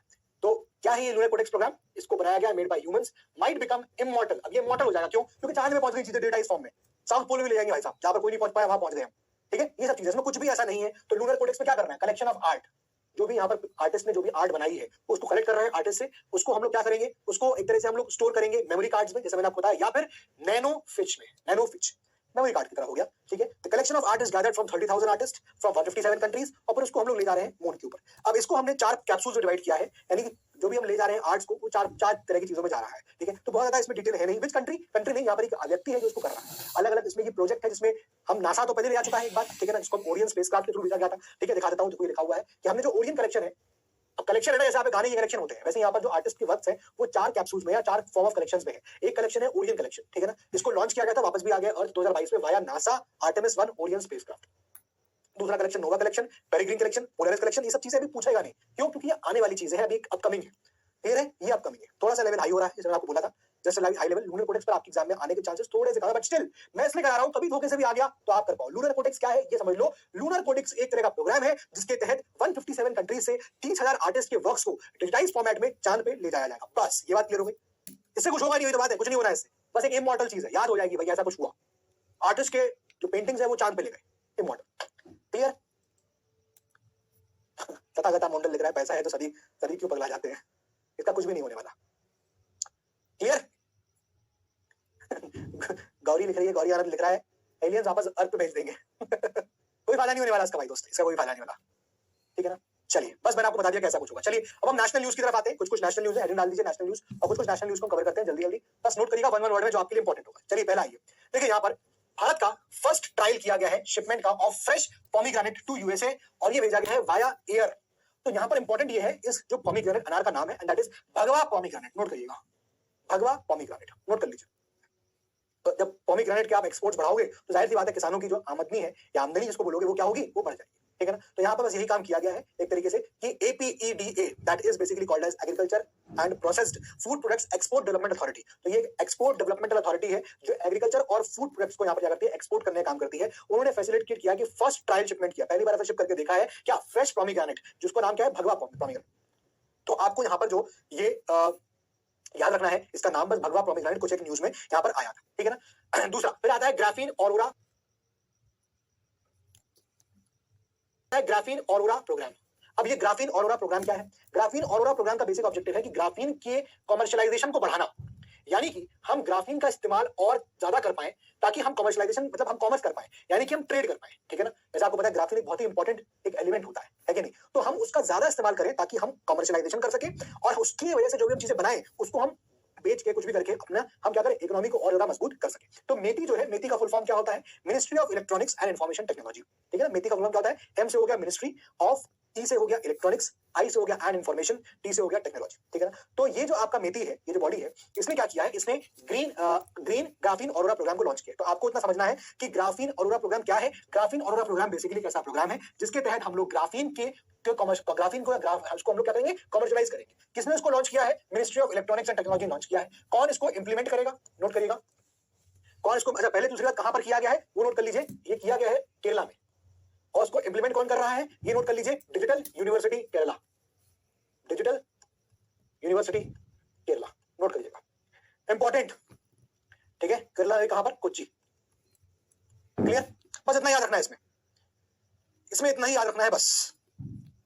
ग्राफीन ऑरोरा प्रोजेक्ट क्या है या ग्राफीन ऑरोरा प्रोग्राम क्या है? इस प्रोग्राम के तहत हम लोग ग्राफीन की कमर्शियलाइजेशन को बढ़ाएंगे और इसका ज्यादा उत्पाद करेंगे और अच्छा इस तरह से इस्तेमाल करेंगे कि हम उसको बेचकर अपनी इकोनॉमी और मजबूत कर सकें। इसको लॉन्च किया गया केरला कोच्चि में। इंप्लीमेंट कौन कर रहा है? Digital university Kerala. और इसको लॉन्च किस मंत्रालय ने किया? Ministry of electronics and information technology, note कर लिया जाए। यही भी लिखा हुआ है यहाँ पर भी, आप देखोगे तो ये लिखा है कि the program shall be implemented by, पहला पॉइंट डिजिटल यूनिवर्सिटी केरला, पहला पॉइंट, ठीक है। फिर उसके बाद लिखा हुआ है टेक्नोलॉजी प्रोडक्ट्स आल्सो, देखो लिखा था कमर्शियलाइजेशन बढ़ाने के लिए लिखा हुआ है, ठीक है ना। नोट कर लीजिए इसको।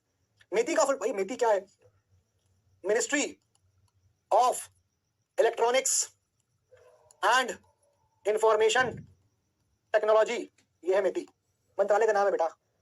ग्राफीन क्या होता है? एज एक्सपेक्टेड बताता हूं क्या होता है। देखो ये यहाँ आया है, इंडिया ने लॉन्च किया हुआ है ग्राफीन ऑरोरा प्रोग्राम। तो कभी आपसे पूछा जाए वर्ल्ड लेवल पे भी कि इनमें से कौन सा कंट्री है जिसने ग्राफीन ऑरोरा प्रोग्राम को लॉन्च किया है, तो आंसर क्या हो जाएगा? इंडिया हो जाएगा। काहे के लिए क्या हुआ है? वो लिखा है टू बॉल्स्टर, यानी बॉल्स्टर मतलब इंक्रीज करना, क्या? Graphene engineering. ग्राफीन इंजीनियरिंग मतलब ग्राफीन के ऐसे बहुत सारे प्रोडक्ट बनाना, ग्राफीन जिसमें इस्तेमाल होता हो उसको और अच्छे से यूज करके हम बहुत बेटर चीज बना पाए। अब किसी का डाउट भी है वो भी क्लियर हो जाएगा। ग्राफीन क्या है? एक मटेरियल है, इट इज अ मटेरियल जिसको हम एक्सट्रैक्ट करते हैं, किससे? ग्रेफाइट से, है ना। ये बात क्लियर हो गई। और ये बना होता है प्योर कार्बन से, वेरी वेरी इंपॉर्टेंट। इसलिए यहाँ पर कुछ बच्चों को डाउट होगा, वो जेन्युइन डाउट है। इसलिए अब आपको क्वेश्चन कभी ग्राफीन पे आ गया साइंस के अंदर, तो ये मत सोचना कि सर ये केमिस्ट्री से आया सवाल है, ये सवाल करंट अफेयर से आया है।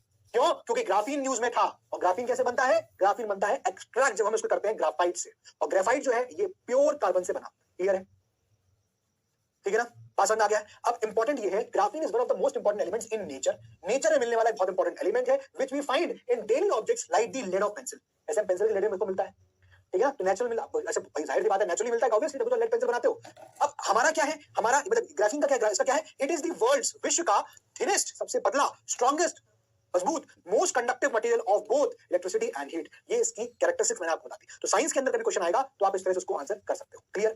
ठीक है ना। क्या किया जाएगा? ऑब्जेक्टिव क्या है? क्रिएशन ऑफ कमर्शियलाइजेशन, यानी कि अगेन भाई हम इस प्रकार से ग्राफीन का इस्तेमाल करें या फिर हम ग्राफाइट को ज्यादा एक्सट्रैक्ट करें, हम ग्राफीन बनाएं और ग्राफीन से हम चीजों को बनाएं ताकि हम कमर्शियलाइजेशन या ट्रेड या बिजनेस कर पाए। ठीक है ना। क्लियर? किसी को और क्लियर नहीं है तो और आगे देखिए। ग्राफीन की मैंने बारे में इतना कुछ लिख दिया है, ये सब आपकी detail information. Graphene is often referred to as wonder material भी कहा जाता है इसको। क्यों क्यों कहा जाता है? For its extraordinary electrical and electronic properties. अब यानी कि इलेक्ट्रिक प्रॉपर्टीज जो है वो बहुत ही तगड़ी होती है ग्राफीन की, तो उसको हम लोग वंडर मटेरियल कहते हैं। 2004 में इसको डिस्कवर किया गया था एंड्रे ग्रिम के द्वारा और नोवस्टिनोव के द्वारा, और इस काम के लिए इन लोगों को नोबेल पुरस्कार भी दिया गया था फिजिक्स में 2010 के अंदर। ठीक है ना, ये इंपॉर्टेंट पॉइंट है। ग्राफीन जो है इसको डिस्कवर किया गया 2004 में, किसके द्वारा? एंड्रे ग्रिम के द्वारा और नोवोसोलोव के द्वारा, और इसी काम के लिए उनको नोबेल प्राइज दिया गया था फिजिक्स में फॉर 2010। ठीक है ना। अब ये बहुत स्ट्रांग होता है, stronger than steel, very stretchable and can be used as flexible conductor. Thermal conductivity इसकी बहुत हाई है सिल्वर से। तो ये सारी चीजें जो है ना, ये सब चीजें आपको पढ़ाएंगे आपके साइंस वाले टीचर्स जहां पर ग्राफीन, तो उनसे आप जरूर से जरूर ग्राफीन के बारे में पढ़ लीजिएगा। ठीक है? क्लियर है? क्लियर है? बहुत सारी जगह इस्तेमाल करते हो। It can be used in touch screen पे इस्तेमाल होता है, लाइट पैनल्स पे इस्तेमाल किया जाता है, सोलर सेल्स पे इस्तेमाल होता है। ग्राफीन का बहुत ही थिन होता है, मैकेनिकली बहुत स्ट्रांग होता है, ट्रांसपेरेंट होता है, फ्लेक्सिबल है। ये सारे प्रॉपर्टीज यहाँ पर दिए गए। इसको आपको अच्छे से आपको इसको अपने साइंस टीचर से पढ़ना है। चेस वर्ल्ड कप की बात करते हैं नेक्स्ट। चेस वर्ल्ड कप, चलिए सुन लीजिए। चेस वर्ल्ड कप 2023 कौन जीता है? नोट कर लीजिएगा, मैग्नस कार्लसन। नोट कर लीजिए, मैग्नस कार्लसन। नोट कर लीजिए। किसको हराया? इंडिया के 17 वर्षीय प्रज्ञानंदा। नोट कर लीजिएगा, किसको हराया? इंडिया के प्रज्ञानंदा को हराया। ठीक है, तो आपसे भी पूछेगा चेस वर्ल्ड कप 2023 कौन जीता, तो वो जीता मैग्नस कार्लसन। क्लियर? आगे आ जाइए, गवर्नमेंट स्कीम्स के बारे में बात करते हैं। चलिए देखिए, अब ये स्कीम है गवर्नमेंट स्कीम्स के बारे में बात करते हैं। चलिए देखिए, अब ये स्कीम है इसका लखपति दीदी स्कीम। चलिए देखिए, अब इस स्कीम के तहत क्या हुआ, हेडिंग डाल दीजिए, लखपति दीदी स्कीम। आदर्श राज सर सर सर बताओ बताओ बताओ। Yes please. चलो बात करना। Enough enough enough enough enough enough enough. चाहे कोई भी एग्जाम हो दोस्त, NDA, CDS, AFCAT, CAPF, CSE, SSC, कोई भी हो, करंट अफेयर इस तरह से करा रहा हूं, कहीं भी नहीं छूटेगा, ठीक है ना। चलिए लखपति दीदी स्कीम के बारे में सुनो, देखो बता देता हूं, अब मैं बाकी इसको रीड करने में टाइम खराब नहीं करूंगा। देखो आपने सुना होगा क्या, दवाई वाली दीदी, बैंक दीदी, हाँ, यानी कि बैंक सिस्टर्स, मेडिसिन सिस्टर्स, इसी तरह से लखपति दीदी स्कीम में यहां पर बनाया गया है, जिसका मतलब है प्रॉस्पेरस सिस्टर्स, प्रॉस्पेरस सिस्टर्स। अब सुनो क्या होगा स्कीम के तहत। इस स्कीम के तहत, यहां पर ये स्कीम के तहत 2 करोड़ वुमेन को, 2 करोड़ वुमेन को क्या किया जाएगा, उनको स्किल सिखाया जाएगा, स्किल, ताकि वो एंटरप्रेन्योर्स बन पाए, ठीक है ना। तो यहां पर ऑब्जेक्टिव क्या है लखपति दीदी स्कीम का, कि उनको स्किल सिखाया जाए ताकि वो एंटरप्रेन्योर्स बन पाए। कितने लेडीज को, कितने वुमेन को, 2 करोड़ वुमेन को। इस स्कीम को किसने लॉन्च किया है, नोट करिएगा, मिनिस्ट्री ऑफ रूरल डेवलपमेंट। आपको लग सकता है ministry of women and child development करेगा, नहीं, मिनिस्ट्री ऑफ रूरल डेवलपमेंट ने इस स्कीम को यहां पर लॉन्च किया हुआ है। इसके अंदर ड्रोन्स दिए जाएंगे। अब इंपॉर्टेंट बात सुनो, इसके अंदर वुमेन को ड्रोन्स सिखाया जाएगा, दिया जाएगा, और ये ड्रोन्स जो है वो काफी हेल्प करेगा एग्रीकल्चरल एक्टिविटीज में, एग्रीकल्चरल एक्टिविटीज में वो काफी यहां पर हेल्प करेगा, ठीक है। अभी आप इसका वो देखोगे, क्विज देखोगे, तब आपको उस क्वेश्चन, वहां भी आपको एक क्वेश्चन मिलेगा, तो हो सकता है मैंने शायद इस क्वेश्चन का एक्सप्लेनेशन को गलत दिया है, मैं इसको इमीडिएटली क्लास के बाद चेंज करवा दूंगा, ठीक है, क्लियर है, ठीक है। चलिए तो यहाँ पर लिखा हुआ है government is planning skill training for 2 crore women under लखपति दीदी स्कीम सेज ऑफिशियल। क्लियर हो गया, यहाँ पर बात क्लियर हो गई क्या होने वाला लखपति दीदी स्कीम में, सब कुछ मैंने बता दिया। तो देखो यहाँ पर लिखा है कि एसएचजी जो है, self help groups are informal associations of people who choose to come together to find ways to improve their living conditions. अब क्या होता है, सेल्फ हेल्प ग्रुप्स कैसे काम करते हैं वो देख लो। जैसे मान लो मैं हूँ, कोई दूसरा आदमी भी है, कोई तीसरा आदमी भी है, तीनों की कंडीशन बड़ी खराब है, ये वुमेन पे अप्लाई करते हैं ज्यादातर, तीनों की फाइनेंशियल कंडीशन बड़ी खराब है। हमारे पास 10 रुपए, अगले के पास 10 रुपए, अगले के पास 10 रुपए, तो हम 10 रुपए से कुछ नहीं कर सकते। लेकिन अगर हम साथ आ जाएं तो हम एक सेल्फ हेल्प ग्रुप बना सकते हैं, सेल्फ हेल्प, अपने आप को हेल्प करना। तो हम तीनों मिलकर काम करेंगे, तो ग्रुप बना लेंगे, तो हमारे 30 रुपए हो जाएंगे।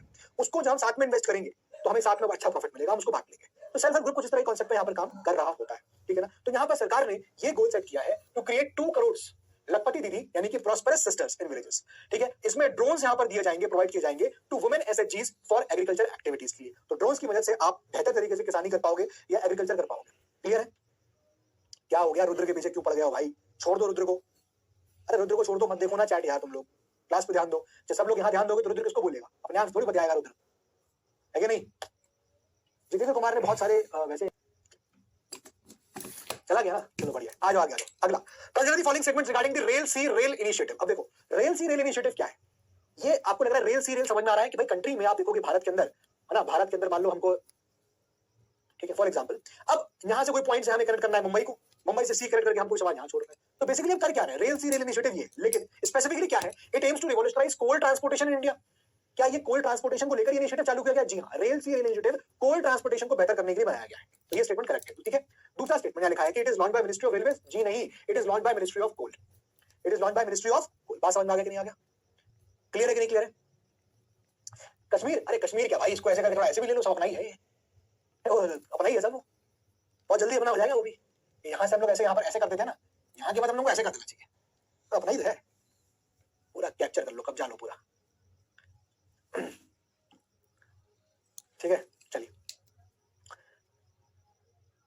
आगे आ जाइए, ये देखिए यहाँ पर ये आप देख सकते हैं सेंटर का initiative to promote rail sea rail movement of domestic coal, domestic coal के यहाँ पर मूवमेंट को इंप्रूव करने के लिए ये रेल सी रेल इनिशिएटिव यहाँ पर लाया गया है। ये एक तरह का मल्टी मॉडल ट्रांसपोर्टेशन सिस्टम है, जिसके तहत एक सीमलेस तरीके से हम कोल का मूवमेंट जो है माइन से लेकर हम पोर्ट्स तक या फिर रेलवे स्टेशन तक पहुंचा सकते हैं। ये काम यहाँ पर रेल सी रेल इनिशिएटिव का है, क्लियर है। चलिए आगे आ जाइए, नेक्स्ट ये पीआईबी का आर्टिकल है, प्रेस इंफॉर्मेशन ब्यूरो, जो कि एक सरकारी वेबसाइट है। पीआईबी का आर्टिकल है, मिनिस्ट्री ऑफ कोल ने देखो उसको छापा हुआ है और लिखा हुआ है कि इनिशिएटिव चलाया गया है to promote the rail sea rail transportation, ताकि हम लोग एफिशिएंटली मूवमेंट कर सके किसका, डोमेस्टिक कोल का। क्लियर हो गया, चलिए आगे आ जाइए, moving on to the next, defence की न्यूज़ पे आते हैं हम लोग। चलिए यहाँ पर देखिए शायद क्वेश्चन यहाँ हो चुका है, इसका आंसर सब लोग जरा देंगे एक बार पोल में, बताइए जरा इसका answer. Start poll, Indian air force receives Spike non line of sight NLS anti tank guided missile from which of the following countries, just please बताइए जरा इसका answer. Indian air force received Spike non line of sight anti tank guided missile from which of the following. देखो starting में मैंने question पूछा था spike missile किसने दी हुई है ना, ये क्वेश्चन मैंने पूछा था, करेक्ट आंसर भी लोगों को पता होगा। लेकिन ये एनएलओएस क्या होता है, नॉन लाइन ऑफ साइट क्या होता है, मतलब कोई चीज आपकी जो साइट की नजरों में नहीं है। लाइन ऑफ साइट क्या होता है कि आपके नजरों में से लाइन ऑफ साइट, मेरी पेन है मेरी लाइन ऑफ साइट है, अब ये पेन कोई वहां छुपा दे तो मैं नॉन लाइन ऑफ साइट। ऐसी भी चीजों को जो आपकी नजरों से बियॉन्ड है उनको भी मारने का यहाँ पर ये मानता रखता है, इसलिए इसको एनएलओएस नॉन लाइन ऑफ साइट बोला जाता है। करेक्ट आंसर यहाँ पर क्या है, पोल डिक्रीज कर दें, चलो कोई हम तो डी करके शुरू कर देंगे। Stop poll to see the results, okay stop poll कर दिया, शो रिजल्ट्स, चलिए देख लेते हैं। यहाँ पर 66% बच्चों ने सही जवाब दिया, बहुत बढ़िया। करेक्ट आंसर क्या हो गया, इजराइल इसका करेक्ट आंसर यहाँ पर हो गया, ठीक है ना। ये देखिए Indian air force gets Israeli Spike missiles firing trials shortly, ये यहाँ पर बताया गया, ठीक है क्या, ये इस प्रकार का आपको इजरायली मिसाइल देखने को मिलेगा स्पाइक, ठीक है। आगे बहुत इंपॉर्टेंट है, इसको लगा लो तारा, देखने को मिलेगा स्पाइक, ठीक है। आगे बहुत इंपॉर्टेंट है, इसको लगा लो तारा, बोलो Tara, very very very very very very important, yes please.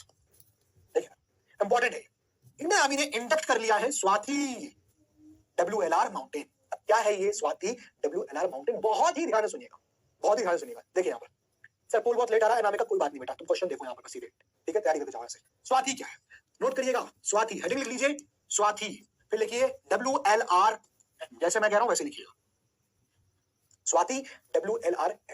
WLR का मतलब होता है वेपन लोकेटिंग रडार, ठीक है ना, वेपन लोकेटिंग रडार, और एम का मतलब होता है माउंटेन। अब देखो स्वाति क्या है, स्वाति बेसिकली एक तरह का ऐसा रडार है जो वेपन्स को लोकेट करता है, ठीक है ना। क्या बोला मैंने, बोला कि स्वाति एक प्रकार का ऐसा रडार सिस्टम है जो वेपन को लोकेट करता है। अब ये दो वर्जन में आता है, एक आता है इसका प्लेन वर्जन स्वाति प्लेन, और एक दूसरा नया जो आ गया है जिसकी वजह से न्यूज में आ गया, वो आ गया माउंटेन, वो आ गया माउंटेन। तो स्वाति प्लेन तो पहले से था हमारे पास, यानी कि प्लेन्स में जैसे यूपी बिहार का प्लेन का एरिया हो गया, वहां पर कोई वेपन अगर छुपा हुआ है तो उसको लोकेट कर लेगा, ठीक है। लेकिन स्वाति WLRM की बात करेंगे तो ये स्पेसिफिकली माउंटेन्स के अंदर, माउंटेन्स में, हिल एरियाज में, माउंटेनियस एरियाज में, हिली एरियाज में, यहाँ पर वेपन को लोकेट करने का ये पर्टिकुलर यहाँ पर रडार सिस्टम है। क्लियर, क्लियर हो गया कि नहीं क्लियर हो गया, क्लियर हो गया कि नहीं क्लियर हो गया, बस इतनी सी बात है। ये देखो यहाँ पर तस्वीर आप देख रहे हो, ये है आपका क्या Swati, this is your Swati. इसके दो वर्जन बताए मैंने, P और M, यानी कि प्लेन्स और दूसरा माउंटेन, और ये है क्या नोट करिएगा WLR, वेरी इंपॉर्टेंट, नोट कर लीजिएगा। इसको बनाया किसने है, नोट करिएगा BEL, नोट करिएगा BEL, Bharat electronics limited, very important. Swati, चलिए क्लियर हो गया। अरे स्वाति नहीं ओ भाई, लोगों को अपनी अपनी याद आ गई होगी, किसी का अगर यहाँ पर रहा होगा नाम स्वाति तो स्वाति की याद आ गई होगी, स्वाति तुम नहीं आती, क्यों नहीं आती, दिल टूट जाती, सब तो नहीं हो गया।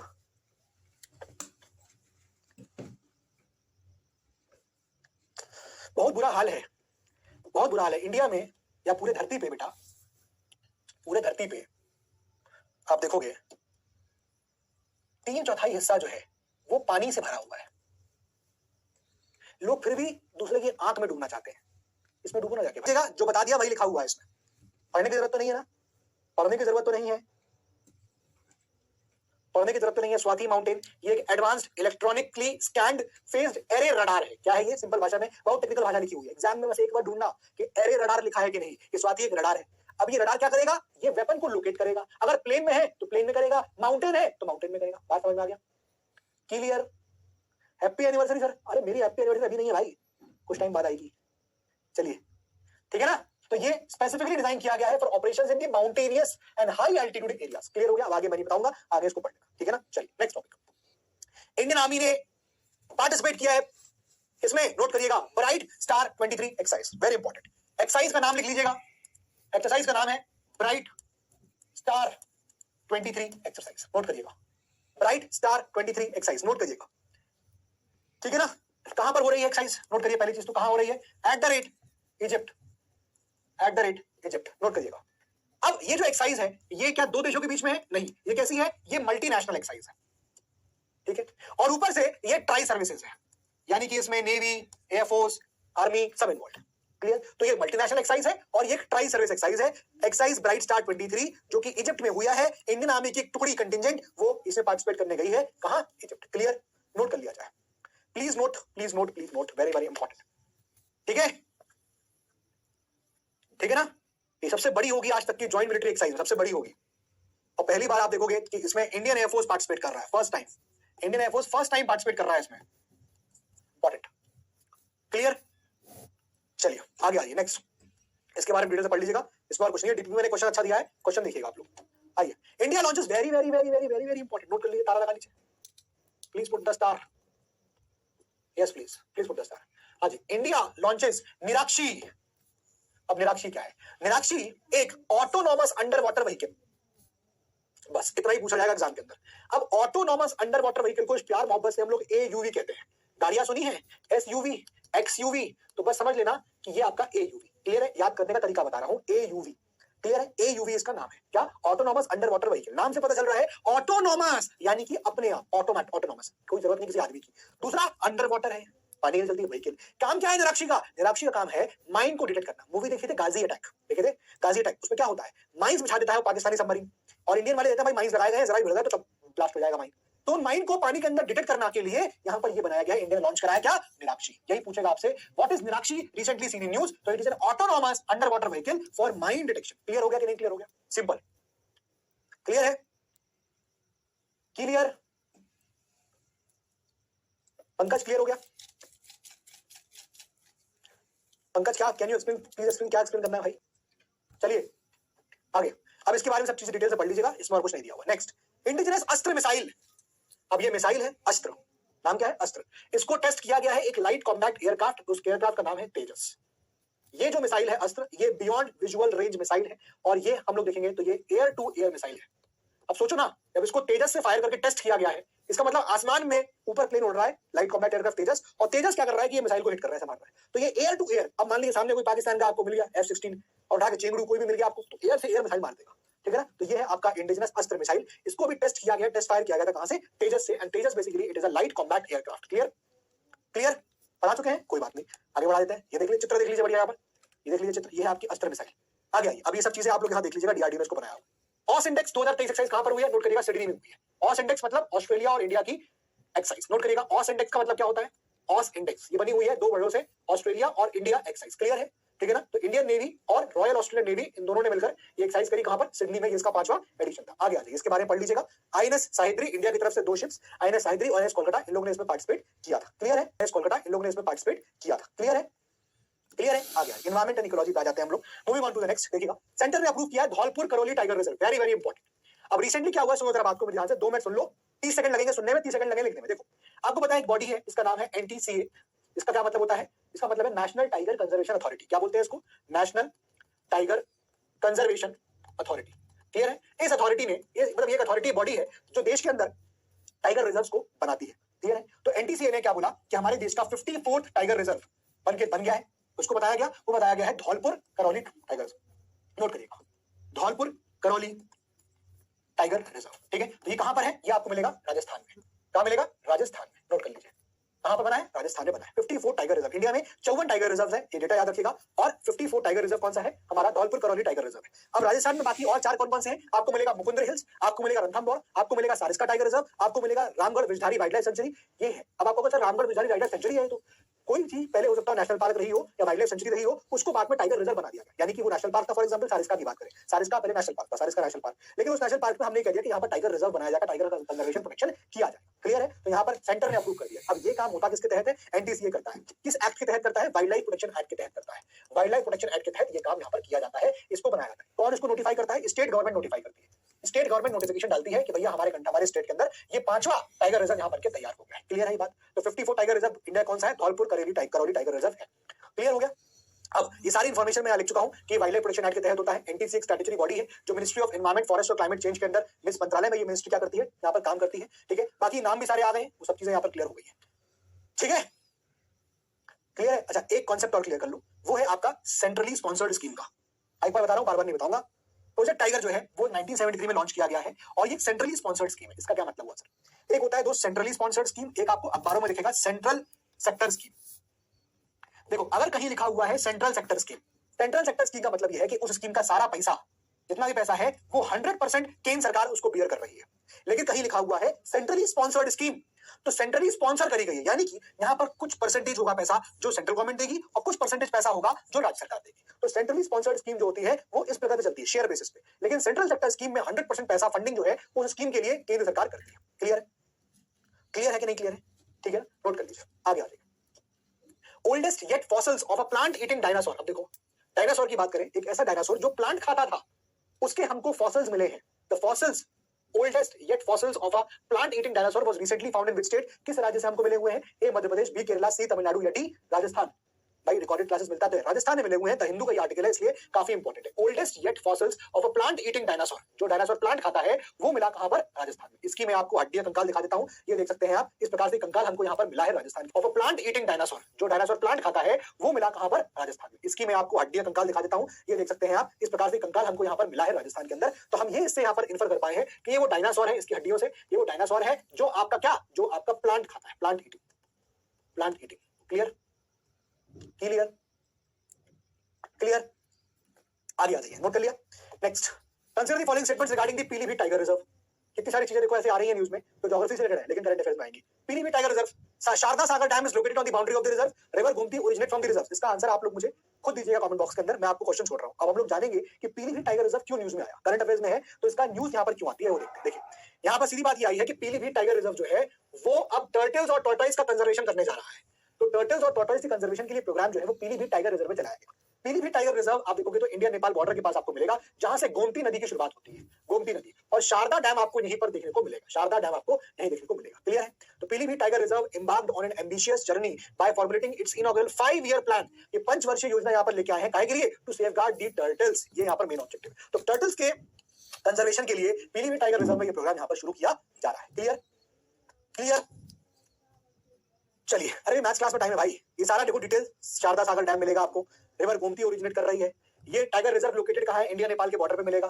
पीलीभीत आपको यूपी के अंदर मिलेगा, डिस्ट्रिक्ट है ये पीलीभीत, ठीक है ना। और यहाँ पर इसका प्लान क्या है कि हम लोग यहाँ पर क्या करेंगे, यहाँ पर 5 ईयर प्लान दिया गया है काहे के लिए? ताकि हम यहाँ इनकी जो पॉपुलेशन है इसकी टू सेफगार्ड टर्टल्स की, ये यहाँ पर करेंगे। तो इसलिए यहाँ पर पीलीभीत टाइगर रिजर्व न्यूज में आया था।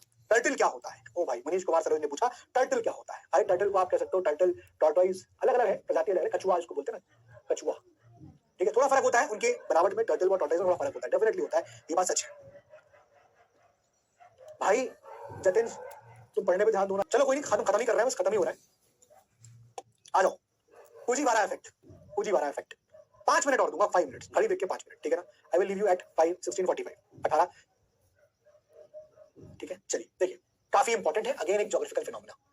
ज्योग्राफी में आपको ये राहुल सर से पढ़ना है, राहुल सर से इसके बारे में पूछेगा फुजीवारा इफेक्ट क्या होता है। मैं आपको आसान सी भाषा में समझा दूंगा, इसके बाद आपको टेक्निकल लैंग्वेजेस में राहुल सर पढ़ाएंगे उसको, लेकिन मैं आपको बहुत ही आसान भाषा में इसको समझाने की कोशिश करूंगा। देखो साइक्लोन जान रहे हो, साइक्लोन क्या होता है? जब एक लोअर लो प्रेशर जोन बन जाता है, आप उसे मत जाओ, आप पढ़ोगे तो समझ में आएगा। एक दो साइक्लोन्स एक ही डायरेक्शन में जब स्पिन कर रहे हैं, एक ही डायरेक्शन में, ठीक है, जब 2 साइक्लोन्स एक ही डायरेक्शन में स्पिन कर रहे होते हैं और दोनों एक दूसरे के पास आ जाते हैं तो एक डांसिंग इफेक्ट पैदा होता है, उसको बोलते हैं फुजीवारा इफेक्ट। क्लियर? बस, ठीक है ना। तो फुजीवारा इफेक्ट बेसिकली कुछ नहीं, it is a cyclone dance. और फिर आप देखोगे धीमे धीमे ये भी हो सकता है कि ये दोनों साइक्लोन जो एक ही डायरेक्शन में स्पिन कर रहे हैं वो मर्ज हो जाए, ठीक है। तो यही चीज यहाँ पर लिखी हुई है कि व्हेन 2 हरिकेन्स, या आप साइक्लोन बोलते हो, कहीं कहीं कहीं आपको कुछ और भाषा से बोलोगे, है ना, विली विली बोलोगे, डिपेंडिंग जहां आप रह रहे हो, spinning in the same direction are brought close together, they begin an intense dance around their common center. This interaction is called as the Fujiwara effect. अब ये फुजीवारा इफेक्ट न्यूज में क्यों आया वो समझते हैं।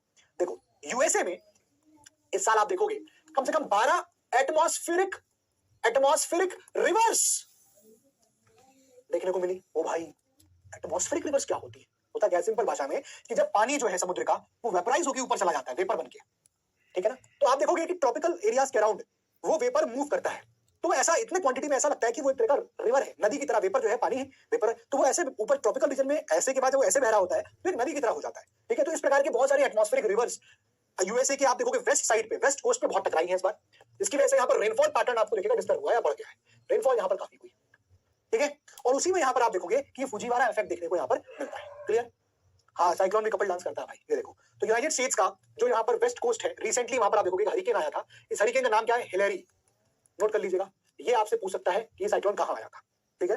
तो हरिकेन आया था हिलेरी, हिलेरी जो है वो आया था, ठीक है। अब इससे क्या हुआ कि जो नेशनल हरिकेन सेंटर है उन्होंने यहाँ पर बोला कि इशू किया पहली बार, क्या, first ever tropical storm watch, पहली बार कभी ट्रॉपिकल स्टॉर्म के ऊपर वॉच करने को बोला for parts of southern California, ठीक है ना। And this was the latest incident of, यहाँ पर पूछने का मतलब लिखा कि अर्लियर दिस ईयर देखो क्या हुआ था, कैलिफोर्निया में unusually wet winter, witness an unusually wet winter. अभी जो निकल गया है मौसम, तो कैलिफोर्निया में अनयूजुअल वेट विंटर थी, यानी वेट विंटर, ड्राई विंटर नहीं, वेट, पानी बहुत बरसा। क्यों बरसा? With at least 12 atmospheric river storms जो है वो टकराए, ठीक है, बैटरिंग द स्टेट। तो आपको बस ये समझना है एटमॉस्फेरिक रिवर्स क्या है, आपको ये समझना है फुजीवारा इफेक्ट क्या होता है, ठीक है ना। चलिए अब इसके बारे में आप लोग डिटेल से पढ़ लीजिएगा, इसमें यहाँ पर कुछ भी और चीज नहीं बची है। चलिए साइंस एंड टेक पे आते हैं, छोटी सी चीज है, कंसीडर द फॉलोइंग स्टेटमेंट्स। इस क्वेश्चन को आप लोग करिएगा, मैं आपको सीधे पे आ जाता हूँ। देखो यहाँ पर एक बैक्टीरिया की बात हो रही है, उस बैक्टीरिया का नाम क्या है देखिएगा, मिथाइलो 2V माइक्रोबियम ब्यूटिनेस 5G B1C। भाई साहब खैर कोई मतलब नहीं, यहाँ पर मेन चीज क्या है कि मिथाइलो 2V माइक्रोबियम ये क्या है, ये एक तरह का बैक्टीरिया है। क्या है ये एक तरह का बैक्टीरिया है, पहला पॉइंट, ठीक है। अब ये जो बैक्टीरिया है, ये बैक्टीरिया मीथेन को कंज्यूम कर सकता है, मीथेन को खा सकता है, मीथेन कंज्यूम कर सकता है। तो जहां जहां हमें ऐसे साइट्स मिले, जहां जहां ऐसे साइट्स हैं जहां पर मीथेन का ज्यादा ही आपको मिलेगा, प्रोडक्शन मिल रहा है, तो वहां से अगर हम इस बैक्टीरिया का इस्तेमाल करेंगे तो वहां पर हम इस मीथेन के लेवल्स को कम कर सकते हैं। तो ये बैक्टीरिया है, ये बेसिकली मीथेन खाने वाला बैक्टीरिया है, can eat methane, very important. तो सवाल आपसे जो पूछ सकता है वो ये, consider the following statements about methylo 2V microbium, it is a methane eating bacteria. True, bacteria जो है ये जो प्रोड्यूस ये खा लेता है, ये जो बैक्टीरिया है, ये बैक्टीरिया जब खा लेता है किसको, मीथेन को, तो वो क्या प्रोड्यूस करता है, ये प्रोड्यूस करता है बायोमास, ठीक है। जब बायोमास प्रोड्यूस किया तो इसी बायोमास का इस्तेमाल हम लोग किसमें कर सकते हैं, एग्रीकल्चर में कर सकते हैं, ठीक है। तो bacteria produces biomass after consuming methane, ये स्टेटमेंट भी ट्रू है, दोनों स्टेटमेंट करेक्ट है, C B both 1 and 2 is the correct answer. Clear, more हो रहा है सर, गौरव कुमार कह रहा है ज्यादा हो रहा है, ठीक है, टाइम अप हो गया, कोई बात नहीं, चलो रोक देते हैं, कोई दिक्कत नहीं है। सर मुझे इसका एक्सेस नहीं मिला है, शानू दीक्षित। अभी हम इन चीजों को छोड़ के यहां पर आते हैं। देखिए, artist breathe a new life into Seethakali folk, Seethakali folk. अब देखो क्या है, सिंपल क्वेश्चन, सीताकली फोक कहां का ये आर्ट फॉर्म है, नोट करिएगा, ये केरला का आर्ट फॉर्म है, केरला का ये आर्ट फॉर्म है। अब देखो इसमें क्या होता है, जैसा आप देख रहे हो, ठीक है, यहाँ बेसिकली सीताकली फोक में आप देखोगे कि रामायण जो आपकी है एपिक, रामायण के बहुत सारे ऐसे एपिसोड्स जो हैं उसको यहाँ पर दर्शाया जाता है, ये चीज यहाँ पर ध्यान रखिएगा। और जो भी यहाँ पर इंस्ट्रूमेंट्स का इस्तेमाल किया जाता है इस पर्टिकुलर आर्ट फॉर्म में, वो नेचुरली बने होते हैं, नेचुरली बने होते हैं। जैसे कि फॉर एग्जाम्पल बैम्बू से बने हुए इंस्ट्रूमेंट्स होते हैं, जैसे कि फॉर एग्जाम्पल आप देखोगे बैम्बू से बने हुए और पाम लीफ से बने हुए इंस्ट्रूमेंट यहाँ पर होते हैं। ये है आपका सीताकली फोक आर्ट फॉर्म। तो एक आर्ट फॉर्म में कहां पर होता है, केरला में होता है। न्यूज में क्यों आया, न्यूज में इसलिए आया कि पहली बार ये जो आर्ट फॉर्म है ये आउटसाइड केरला परफॉर्म किया जाए, आउटसाइड केरला इसको परफॉर्म करेंगे पहली बार, इसलिए यहाँ पर ये न्यूज में आया। बात समझ में आ गई, क्यों न्यूज में आया, बात समझ में आ गई, क्लियर है ना। अच्छा, इंपॉर्टेंट ये है कि इसको एक ग्रुप करता है परफॉर्म, इसको एक ग्रुप ऑफ पीपल है जो इसको परफॉर्म करते हैं, इसको हम बोलते हैं पेरीनाद, इसको बोलते हैं पेरीनाद, पेरीनाद सीताकली संगम, सीताकली संगम। ये ग्रुप है जो इस पर्टिकुलर आर्ट फॉर्म को परफॉर्म करता है, केरला में करता है। इसमें क्या है कि जो भी यहाँ पर आप देखोगे, जो आपको रामायण के एपिसोड मिलेंगे उसको यहाँ पर दिखाया जाता है, इसमें जो इंस्ट्रूमेंट्स हैं वो नेचुरली बने होते हैं। तो ये सवाल आपसे यहाँ पर पूछा जा सकता है, क्लियर है। हाँ हाँ खत्म हो गया, बस खत्म कर रहा है भाई, मत परेशान हो। इसके डिटेल्स आप पढ़ लीजिएगा। अवार्ड्स एंड ऑनर्स पे आ रहे हैं, एक आखिरी चीज बचा हुआ है, वो है कि भाई इस बार का रमन मैग्सेसे अवार्ड किसको दिया गया है, 2023 का रमन मैग्सेसे अवार्ड किसको दिया गया, नोट करिएगा, वो दिया गया है, लिखिएगा, डॉक्टर आर रवि कनान, इनको दिया गया। आर रवि कनान ये एक ऑन्कोलॉजिस्ट है, ये एक ऑन्कोलॉजिस्ट थे। असम में इन्होंने कैंसर के लिए बहुत काम किया, असम में इन्होंने कैंसर के लिए बहुत काम किया, ठीक है ना। वही से दिखाया कि Assam based oncologist among the winners of 2023 का रमन मैग्सेसे अवार्ड। तो रमन मैग्सेसे अवार्ड को हम लोग एशिया का नोबेल पुरस्कार भी कहते हैं, इसको एशिया का नोबेल प्राइज भी कहा जाता है। क्लियर हो गया, क्लियर। रेयान कह रहा है सर बायोमास क्या होता है, भाई anyone who can explain biomass, biomass क्या होता है, लिविंग बीइंग्स डीके करते हैं, anyone who can explain biomass, एक लाइन में रेयान धनकर के लिए। सर बोले हैं वॉच से बस 5 मिनट लेंगे, यहाँ 10 मिनट से ऊपर हो गया सर। सूरज शर्मा माफी चाह रहा हूँ भाई, बस खत्म कर रहा हूँ। रेयान के लिए कौन बता सकता है, एनीवन। काउ डंग डीके, देखो लिविंग बीइंग्स के जो यहाँ पर लेफ्ट ओवर पोर्शंस है, ठीक है ना, वो क्या है, वो धीमे धीमे क्या होता है, वो आपका बायोमास की तरह काम करता है, ठीक है। डेड बॉडीज देखो जो भी है, बायोमोलिक्यूल्स, प्लांट है वो डीके हो गया, बायोमास बन जाता है, ठीक है। What is Magsaysay award, Raman Magsaysay ये बेसिकली ये प्रेसिडेंट थे इसके, फिलीपींस के, और उनके नाम पर यहाँ पर ये अवार्ड दिया जाता है, ठीक है ना। रमन मैग्सेसे अवार्ड ये किसको मिलता है, anyone who has done some बहुत बढ़िया contribution in the field individual for Asia. तो ये ऑन्कोलॉजिस्ट है, ऑन्कोलॉजिस्ट जो कैंसर के लिए काम कर रहे हैं, रवि कनान, इनको मिला है India 4th highest civilian award, Padmashri भी जीता हुआ है, और ये डायरेक्टर है असम के इस हॉस्पिटल के, ये रमन मैग्सेसे अवार्ड में दिया जाता है। अब इसमें क्या क्या मिलता है, देखिए, इसको एशिया का हाईएस्ट ऑनर कहा जाता है, इसको नोबेल पुरस्कार के बराबर माना जाता है एशिया के, डॉक्टर रवि कनान को दिया गया है, तो ये चीज इंपॉर्टेंट है। ये इनको मिला हुआ है for revolutionising treatment of cancer in Assam, Assam में कैंसर की बहुत काम उन्होंने किया हुआ है। किसको मिलता है, it is given to individuals जो एक्सेप्शनल स्पिरिट शो करते हैं in serving the people of Asia, उनको यहाँ पर ये दिया जाता है, क्लियर है, ठीक है ना, ये नोट कर लीजिए। और ये बेसिकली देखो लिखा हुआ है, the award is presented annually, हर साल दिया जाता है, कब, on the birthday of Ramon Magsaysay.